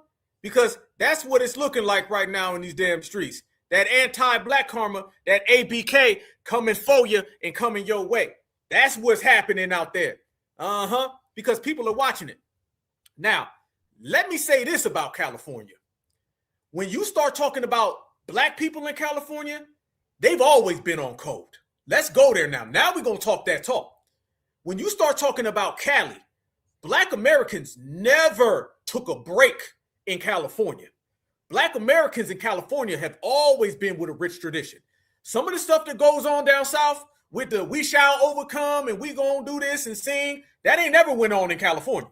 In the 1960s, the 1970s, the 1980s, the 1990s, California always turned up. They didn't take no break in California.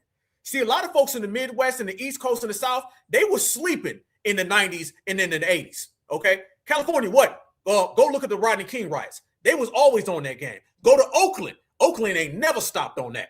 So right now, when you start talking about the certified riders out on the West Coast, their tradition's always been strong because in California, when brothers and sisters went out there, they always had to be like this because the number game. It's the number game. See, in the Midwest and the South and the East Coast, they can always reach each other, okay? They can always reach each other.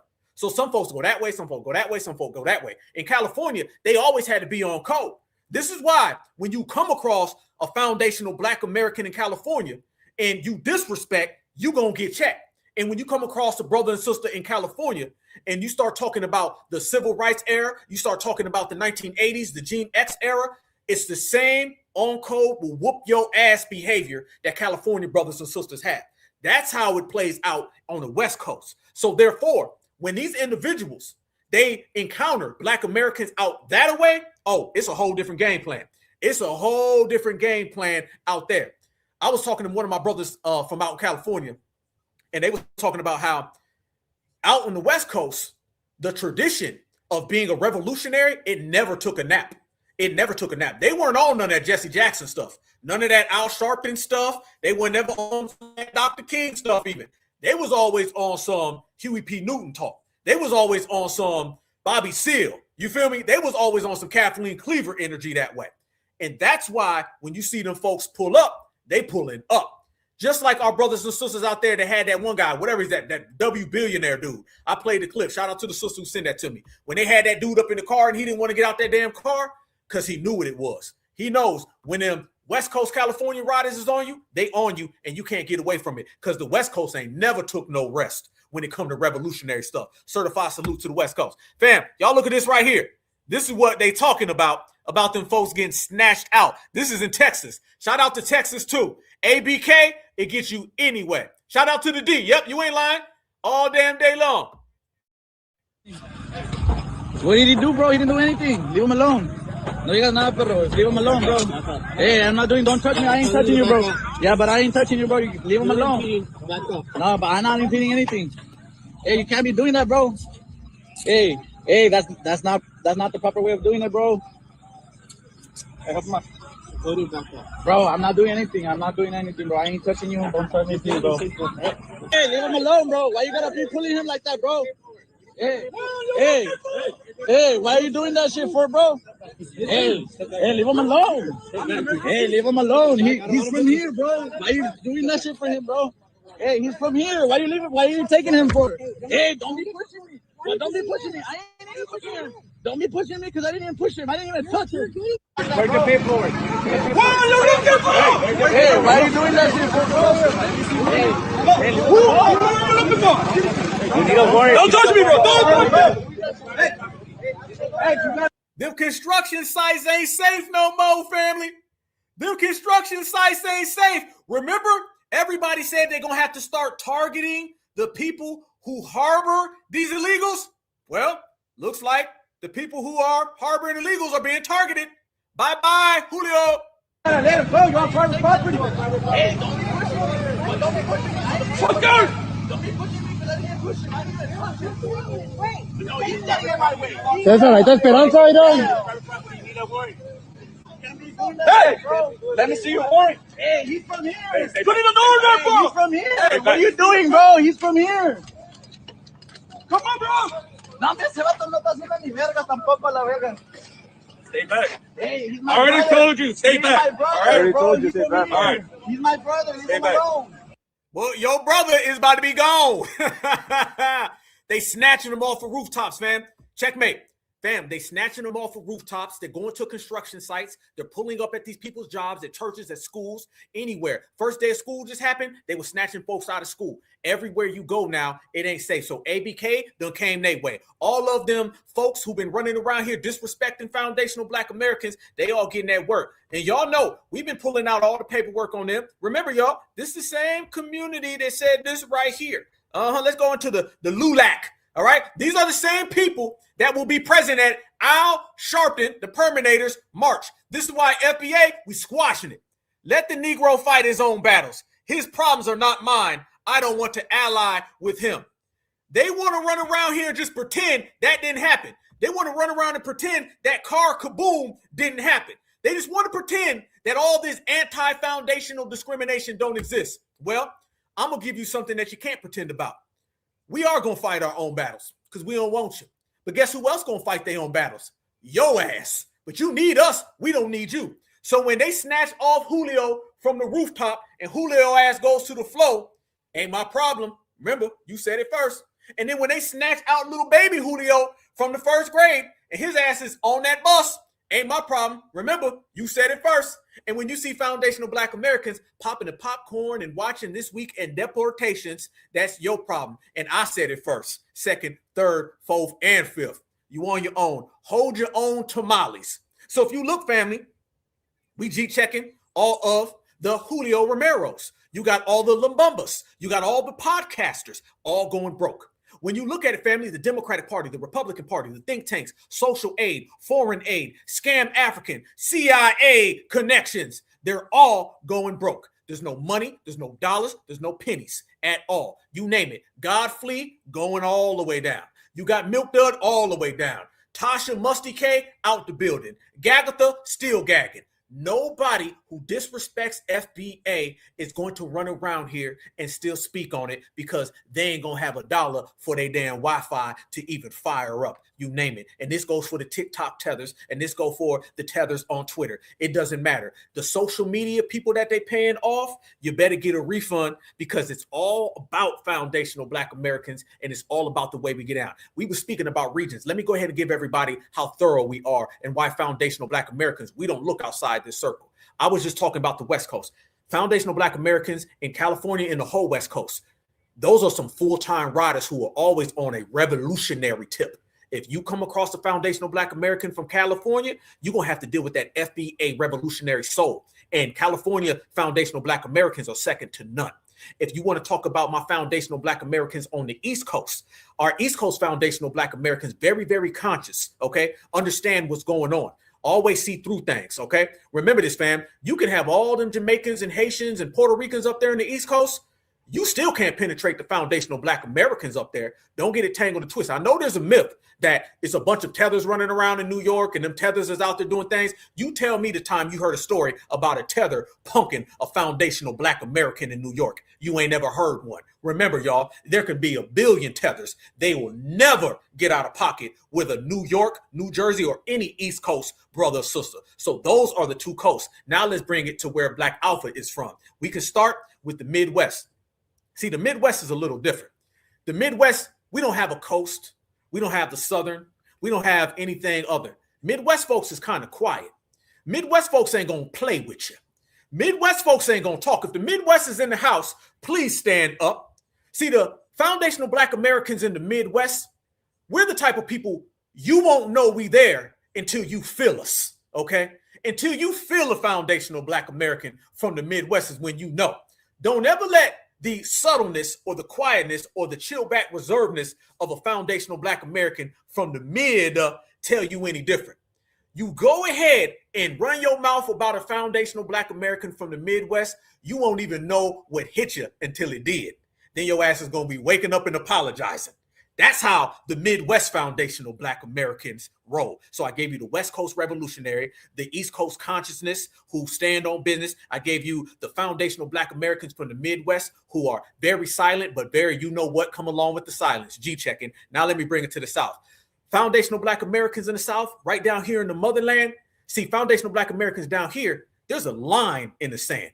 We gonna be cool. We gonna be calm. We gonna be real sweet.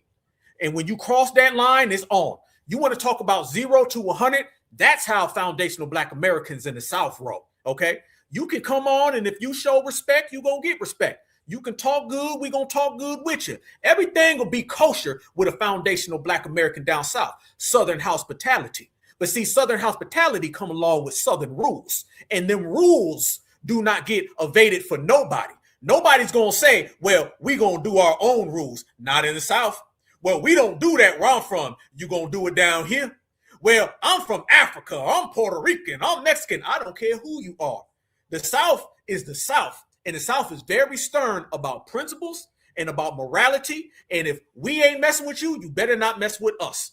So when you deal with a foundational Black American who's a certified Southerner, you better show respect or you gonna get your ass checked. Now, when I add that all up, fam, that sounds like the West Coast Revolutionary Riders, certified salute, one of a kind. The East Coast certified riders, certified salute, one of a kind. The Midwest and the South certified riders, one of a kind.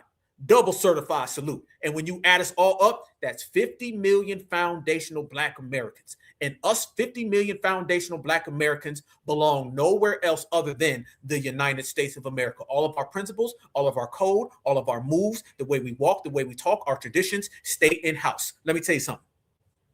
A brother from New York is my brother. A sister from New York is my sister. A brother from California, a sister from California, they're my cousins. All the way around, family, we only rock with each other. Foundational Black Americans don't rock with nowhere else. We got it all right here in our home, so we don't got to go around looking. So if you want to say we all Black, no. We're all Black, and your ass is just a mop, melanated other person. And you're also an FBI, a flea-bitten immigrant. And we are certified every damn day. And there's a big difference between them. So I want all my FBAs to keep on stomping, and we're going to keep on riding. Fam, there's something else I want to show you. Shout out to KC Mo. Love KC Mo all damn day long. Fam, y'all see how many beautiful places and how I just broke all of that down? See, they can't tell us about us. We know about us. Because every place I just named, fam, I done been to. And everywhere I go, it's nothing but love. Everywhere I show up, it's nothing but love. It's daps and hugs and it's pounds. But I can't say the same thing for them. Because when they come around, we smell them first off. And then when they come around, they like to come with jealousy, envy, spite. And foundational Black Americans, we push all that out the side. We know who FBA is because FBA got a certain soul and energy. We can spot a foundational Black American in the crowd. And when we do, and we make that FBA eye contact, let me tell you what the eye contact means. It means you my sister, you my brother, and I got your back, you got my back, and we're going to go back to back, and we're going to be throwing blows. And every time we do, we win. By a what? By a knockout, FBA style. Fam, there's a trial going on right now that I wanted to break down before we do anything even further, fam. Very, very, very, very, very important. I want to break this down because this is one of my idols, and I'd be remiss to not cover this, fam. I'm going to do a further breakdown on this, but I want everybody to look at your screen, and I'm going to show you some of the developments that are going on right now with the Tupac Amaru Shakur case, and I want some of the opinions of my foundational Black Americans. Watch this.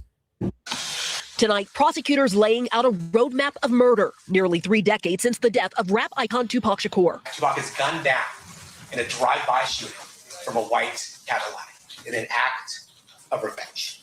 Prosecutors say Dwayne Keefe D. Davis, the sole living occupant inside that Cadillac, orchestrated the killing. Now, let's be clear. Dwayne Davis did not pull the trigger. But what he did do was plan the retaliation for the beating of his nephew. Retaliation for this brawl, captured on surveillance video hours earlier inside a Las Vegas casino, authorities say. You see Tupac and death row executive Suge Knight beating up Davis's nephew, Orlando Anderson, police say over a stolen necklace earlier that summer. Today, prosecutors using Davis's own words against him, playing a series of recorded interviews and quoting from his own memoir. In the book, he says, "Them jumping on my nephew gave us the ultimate green light to do something to their."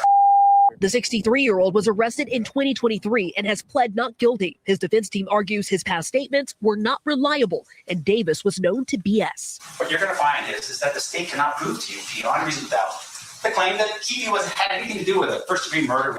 A former Vegas officer testifying this was Tupac's answer inside the ambulance when asked who shot him. And did he ever respond?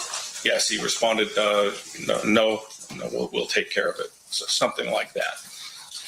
No, we'll take care of it. Now it's up to a jury to decide who's responsible for one of the music industry's greatest unsolved murders.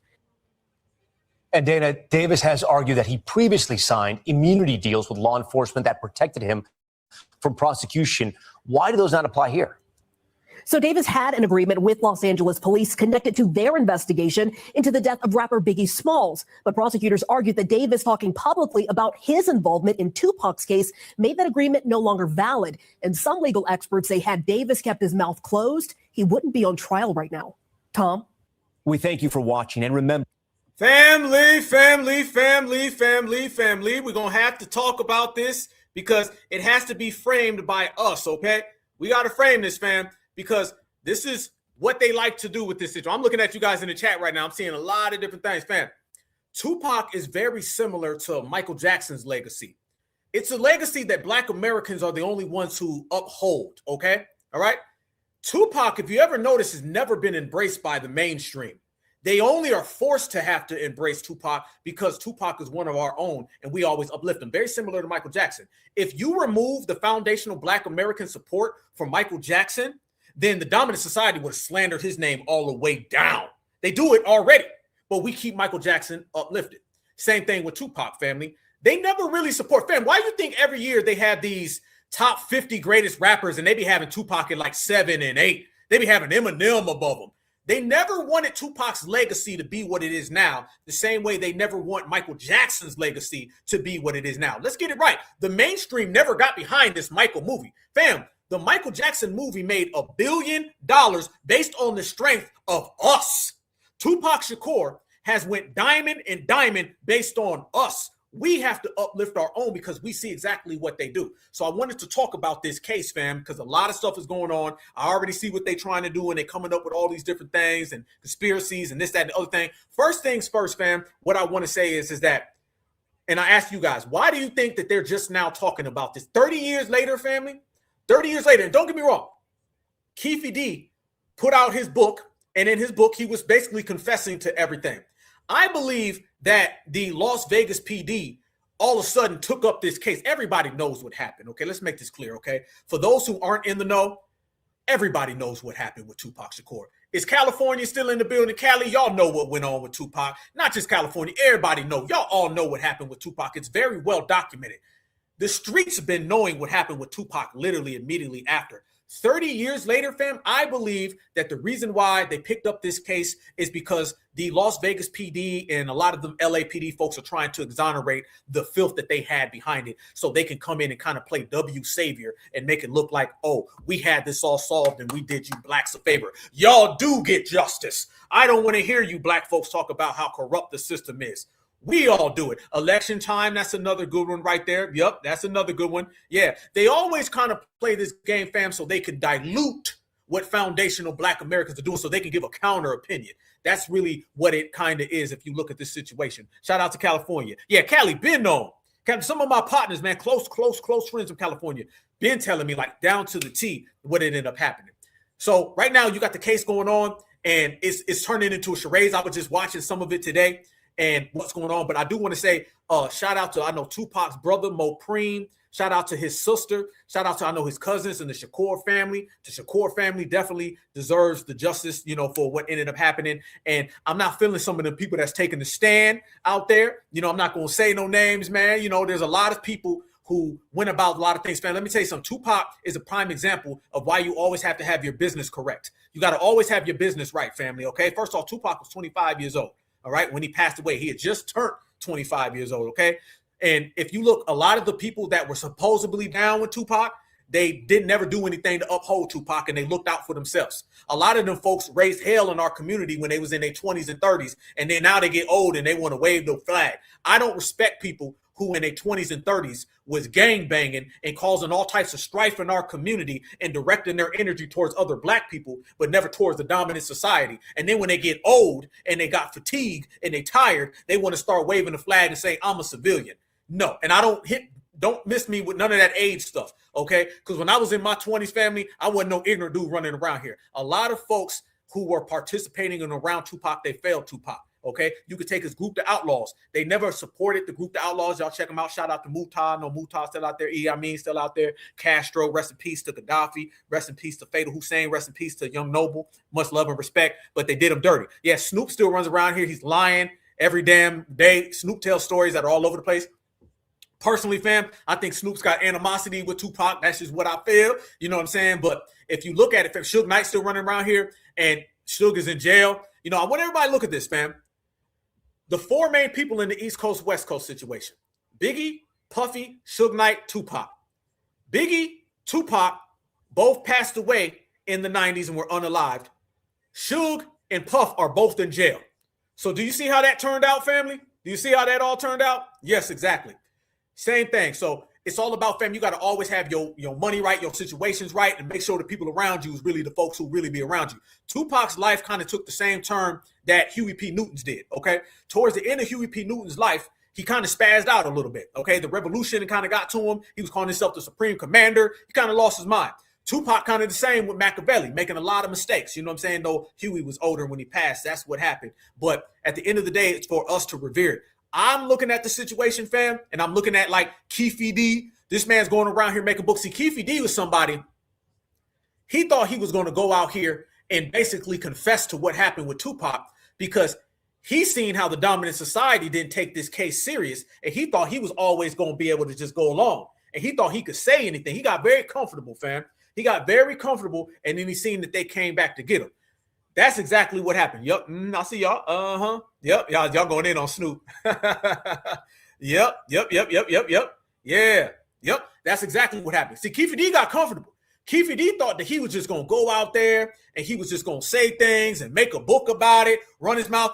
I'm going to say this, y'all, and people got to really think about this for a minute, y'all. People got to really think about this stuff for a minute. I know folks go in on a lot of the young folks out here, and we be talking about the young rappers and the young generation, and they be on Instagram. Fam, a lot of times it be folks in their 50s. It be a lot of folks in their 50s. A lot of these old rappers or people who were around old rappers back in the day, they be on podcasts, running their damn mouth, snitching, talking, gossiping. Don't put it all off on the young folks. It been a lot of them old folks. Folks be having gray beards, sitting there talking about something that went on back in 1992 and beefing with each other on podcasts and pressing play. It ain't just the young folks, fam. A lot of that stuff, that buster mentality, it don't really have an age group. A lot of the behavior that these people have is foul, fraudulent behavior that we don't really rock with at all. You know what I'm saying? A lot of times it be old heads. It's really not about how old you are. And I'm always stressing that, fam. It's really about how you get down and how you operate as a person. You know what I'm saying? So a lot of them folks that was connected to the whole death row, East Coast stuff, fam, East Coast, West Coast stuff, they were doing a lot of bad things back in the day. And now, if you notice, now they're basically just waving the flag. But I'm for justice for Tupac. That's really what it is, really more for Tupac's family. You know what I'm saying? Because you got to figure this, fam. Afeni Shakur passed away with never really getting any type of justice. So did Biggie's mother. You know what I'm saying? Same exact thing. So a lot of people out here who are, you know, jumping on the stand out there, they'll jump on podcasts. I want everybody to think about this, fam. I just seen the guy today who was on the stand, and he was saying, I'm not trying to send Keefe to jail. Okay. See, let me tell you this, fam. They'll jump on podcasts and they'll run their mouth all damn day for clicks and views. But when it comes to justice for Tupac Shakur's family, then they want to start talking about the street code. These MFs be 77 years old talking about the street code, okay? This is what they be doing. But they don't never have community code, okay? They'll have a street code, but not a community code. So you'll abide by the laws of the street, okay? Where I'm not going to send a person to jail who's a gangbanger. However, I will shoot up somebody's car. You understand what I'm saying? That's what I'm talking about. What's the dude? Big Gene Deal, okay? The Biggie's bodyguard. I just seen him today saying, I'm not going to testify. I'm not going to testify. Who needs you to testify? You've been running your mouth on podcasts every day. Every day. Mob James, he been doing the same exact thing.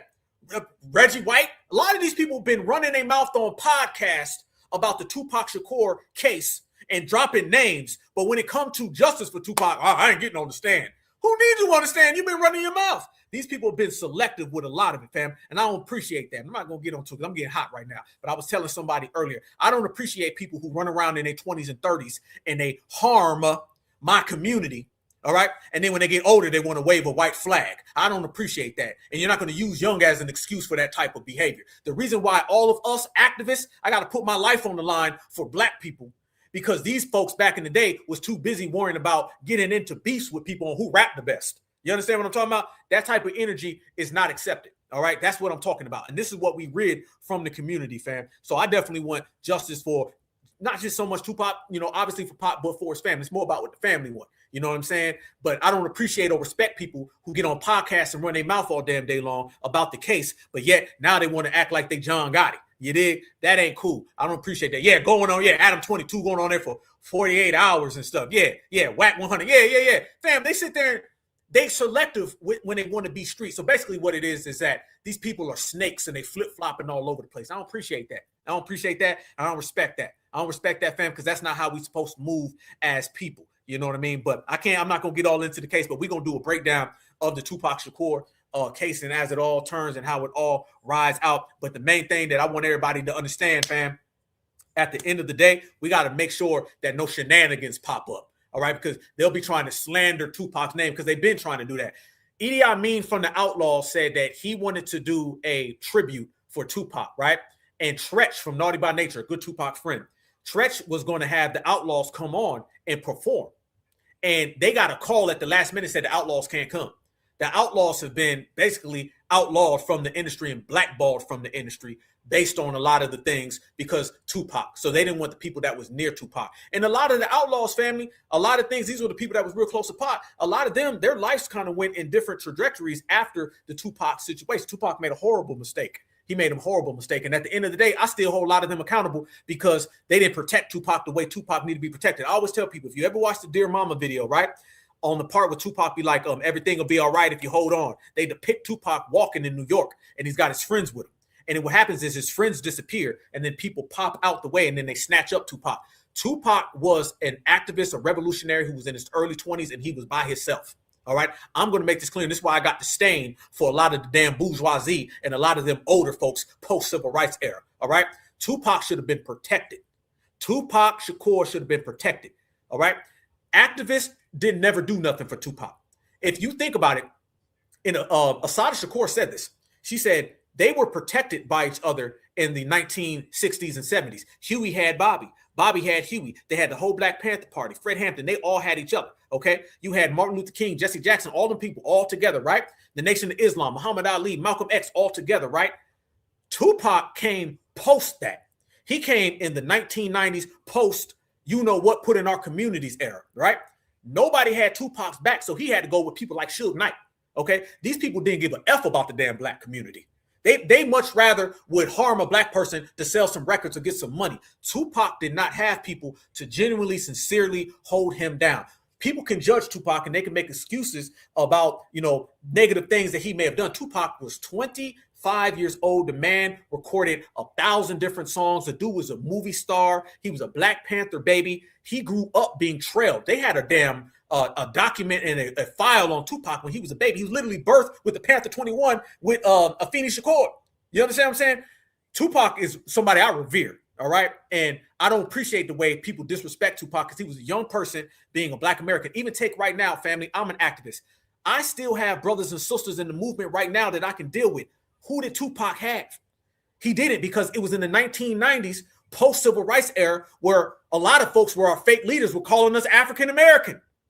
Fam, in the 1980s and 1990s, post-civil rights era, this is when the dominant society was trying to slap back on all the gains we made during civil rights. Immediately, they put them paps in our community, immediately put dust in our community, and immediately they started drawing divisions between us and putting Pan-Africanism on us with the African-American thing. We were under siege in the 80s and the 90s. That's why if you look at the 60s and 70s, look at all them activists and revolutions. Okay, look at all the revolutionaries we had in the 60s and 70s and compare that just to the 80s and 90s. Who do we have? Who do we have in the 80s and 90s? A few. We had some scholars and we had some intellectual people, but we didn't have the revolutionaries. So quite frankly, Tupac was a revolutionary because he was coming. You got to remember too, fam, Tupac was a Black Panther. And the fact that Tupac Shakur was a Black Panther, that he was coming from a revolutionary background. Those Black Panthers were cracked out, sold out, or taken out. So a lot of people that he grew up with, his father, okay, Mutulu, in prison. His godfather, Geronimo Pratt, in prison. His mother went through drugs. Tupac didn't really have a lot of people. And then Tupac was a part of something they didn't have in the 60s and 70s, something called hip-hop music. And he grew to be the number one thing. So you mean to tell me, fam, a baby of the civil rights Black Panther movement ended up becoming the number one person in white America's number one new nightmare of the 80s and 90s called hip-hop. Think about how big hip-hop is and think about how big the civil rights era and the Panthers were. Tupac was this, fam. This is why when we talk about Black Americans created hip-hop and Flab Joe and the Puerto Ricans and the Jamaicans talk that, essentially Tupac is considered the number one greatest rapper of all time. I'm not going to debate people what their favorite is. I'm just saying if you went around the damn globe and you asked people in totality, more people would say Tupac Shakur than anybody else. So think about that, fam. While all these tethers run around and they claim they created Tupac, or they claim that they created hip hop, the number one rapper comes from the Black empowerment movement. That shows you foundational Black Americans are the creators and the owners of hip hop. Think about it, y'all. Any MFer that put words together could have been the greatest rapper of all time. Any MFer who can rap and rhyme could have been it. You mean to tell me it's a coincidence that the general consensus number one greatest rapper ever comes from the Black empowerment movement, where his mama, his daddy, his godfather, all his uncles were all a part of the Black empowerment movement of the 1960s and 70s? That ain't no coincidence, fam, that the number one rapper was birthed out of Black empowerment, because hip hop was birthed out of Black empowerment. That's what Tupac Shakur represents. See, a lot of people hear Tupac and they listen to the music. Tupac has a whole different set of fans who listen to the message and the revolutionary stuff that he got from his family. His brother Mo Preem said they would wake up in the morning when they were children and they would see white folks going through the trash can. Okay, well-dressed people in suits, fam. They was watching Pac since he was a kid. So Pac, shit, he been on that. So This is why I tell people all the time. Remember, Tupac was calling out the NAACP. Fam, I had a run-in with the NAACP 2 years ago when they tried to put the goddamn, they tried to pull the riot gear on us. And I was looking at Tupac calling these folks out way the hell back then. So yeah, fam, Tupac been on that kind of time. And this is what I do. And I got a lot of love and respect, and I revere Tupac for all of that. So this is what I mean, why Tupac was being watched, and this is why his life has always been this. And in the midst of that, Tupac was born in Harlem. Absolutely. Tupac is another rare breed, fam. You got to remember, Tupac is from New York, lived in Baltimore, and grew up in California, and lived in Atlanta. Fam, this man was really an international person, really before internationalism. Now the world is small and people travel. The man is from New York, grew up in California, lived in Baltimore, and lived in Georgia, family. That is real international. So Tupac is one of our own, straight up and down. And we're not going to let none of these people try to misconstrue or disrespect Tupac's legacy. I view Tupac in the same regards as I view Muhammad Ali, Malcolm X, Bobby Seale, Huey P. Newton. He was just the 90s version, which was far more flashy. You had hip-hop music. It was far more G'd up, far more thug life. And remember, thug life was a revolutionary thing, fam. Him and his daddy, Mutulu, came up with a revolutionary code. Let me tell you this as well, fam. Had Mutulu Shakur and Tupac Shakur and the thug laws that they created, you guys can Google it. One day I'm going to pull them up. The thug laws, okay, that Tupac and his daddy put together with all the prisoners. They put together a code of conduct for the streets. Yes, they did. Where you were supposed to behave in a certain fashion. Fam, they were bringing structure to the street game.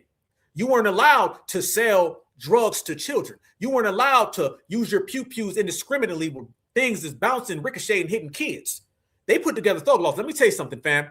Had Tupac not went down the wrong path and made those mistakes, or had Tupac had actual people to really genuinely hold him down, I'm not talking about 3 people or 4 people. Had he had a community like we have now, a lot of the stuff that we see that goes on in the streets would not have happened. That's how thorough the thug laws were. If you ever read those, fam, it was damn near like the 90s version of the 10-point program.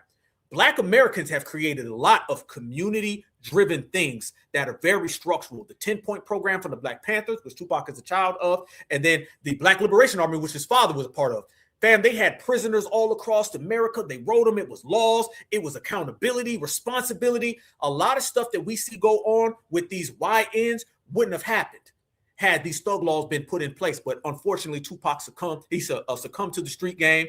A lot of feuding and conflicts. He made a lot of mistakes because he was a human just like all of us, fam. But with all that said and done, I see beyond all of that, and I see the intelligence. I see the star, and I see the king that was in Tupac Shakur. You know what I'm saying? So I got a lot of love for Tupac. Rest in peace, Tupac. We're going to break down the case. We're going to do a whole breakdown because I see y'all lighting up the chat. But that's what I'm talking about, fam. So shout out to Tupac. Shout out to all my certified foundational Black Americans. And shout out to us. We're going to keep this thing moving 24/7, 365, all the way live, y'all. So we got to remember, y'all, it's only going to be us who hold down us. Ain't nobody else going to do it for us, family. You know what I mean? We got to represent each other. We got to make sure we learn from the past and mistakes. We're not here to just uplift people and just see it. We're also there to learn from their mistakes so we don't make the mistakes. So the mistakes that we make, the kids after don't make mistakes. Fam, I was just telling somebody the other day, I don't just talk for the people right now. I talk for 20 years, 30 years, 40 years, okay? I ain't going to say something that's going to be all misconstrued. One thing about Black Alpha, when I go in and I'm super direct, fam, I'm saying that so 10 years from now, can't no damn tether come in and say, well, Black Alpha really meant by FBA, he really meant that fleas, okay, from Botswana, in Armenia. No. I meant foundational Black American. Fam, you got to be very cautious with your words. Don't get put in a position where they can take your terms and take your words and then spin it on you. This is why I believe in speaking direct, making it clear. You know what I'm meaning. You know what I'm saying. And it can't be remixed. We're in the era, fam, of make sure your words are so precise they can't remix it. Okay? Shit, look at Tupac right now, fam. A W man owns his estate and they putting out rainbow stuff with Tupac. So you got to make sure your stuff's clean. I'm going to tell you about Black Alpha. I can speak for the past. I can speak for everybody, but this is my time right now. This is my time right now, and I'm the #1 activist, fam, and I stand on that. And I come from the path and the journey of a Tupac Shakur, of a Malcolm X. Let me tell you, because I'm regulating in my time, and eventually it'll be somebody else years from now in the future for the next couple generations. But right now, in this day and this moment, fam, this is my time, this is our time, and we in here moving as a certified collective. And You ain't gonna twist our words. You ain't gonna tangle our words. You ain't gonna spin our words. We say what we mean and we mean what we say. When we say we foundational Black Americans, we foundational Black Americans. When we say we ride for our own, we ride for our own. Whether that be Michael Jackson, whether that be Tupac Shakur, whether that be Carmelo Anthony, fam. It ain't got to be entertainment, but it's gonna be life. All right. And when we say that we delineate, we delineate. When we say we regulate, we regulate. And if your ass got to get checked in the process, you're going to get checked in the process. And I don't give a damn about your tears, about your fears. We're going to turn your dreams into nightmares if you cross that foundational Black American line. And that go for my foundational Black Americans on the East Coast, the West Coast, Midwest, down South, worldwide. Because when you certified all the time. Bars. All right, y'all. Y'all stay good. Y'all stay safe. Y'all stay vigilant, family. Much love and respect. Certified salute. Y'all lighten up chat. We're going to break all that down, fam. We're going to break it all the way down, and we're going to keep it extra certified. But what I want everybody to do, I need you to smash that like button. I need you to subscribe to the Blackout for Network, fam. We keep making history, y'all. We keep on making history. We making everybody go bankrupt. They stay mad at us, fam. But let me tell you something. When they happy, then that means that they scamming us. When they mad, that means that we delineating and making their asses go broke.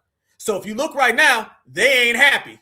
That means their asses is broke. But guess who got all the money? We do. Reparation generation. Matter of fact, fam, y'all get this. Certified100.com. Y'all go ahead on over there. Get this, fam. Represent. Reparation generation. FBA Renaissance. Certified all the time. And just one beautiful foundational Black American lineage with all of our brothers, our sisters, our kings, queens, goddess, and gods, fam. And we doing it every single step. And in the process, fam, we blacking their ass out. That's exactly what we doing. So remember, no matter where you go, no matter what you do, no matter where you at, that Black is beautiful, and beautiful is always Black. Tupac, bring us home, brother. I don't care what y'all think. If you whatever the fuck you think you are, and until we own some shit, I'ma call it like it is. How you gonna be a man and we starving? Go ahead. You know? And you can walk by 5 different houses, ain't a man in either one of them motherfuckers. How we gonna be a man? How we gonna be African Americans? And we out here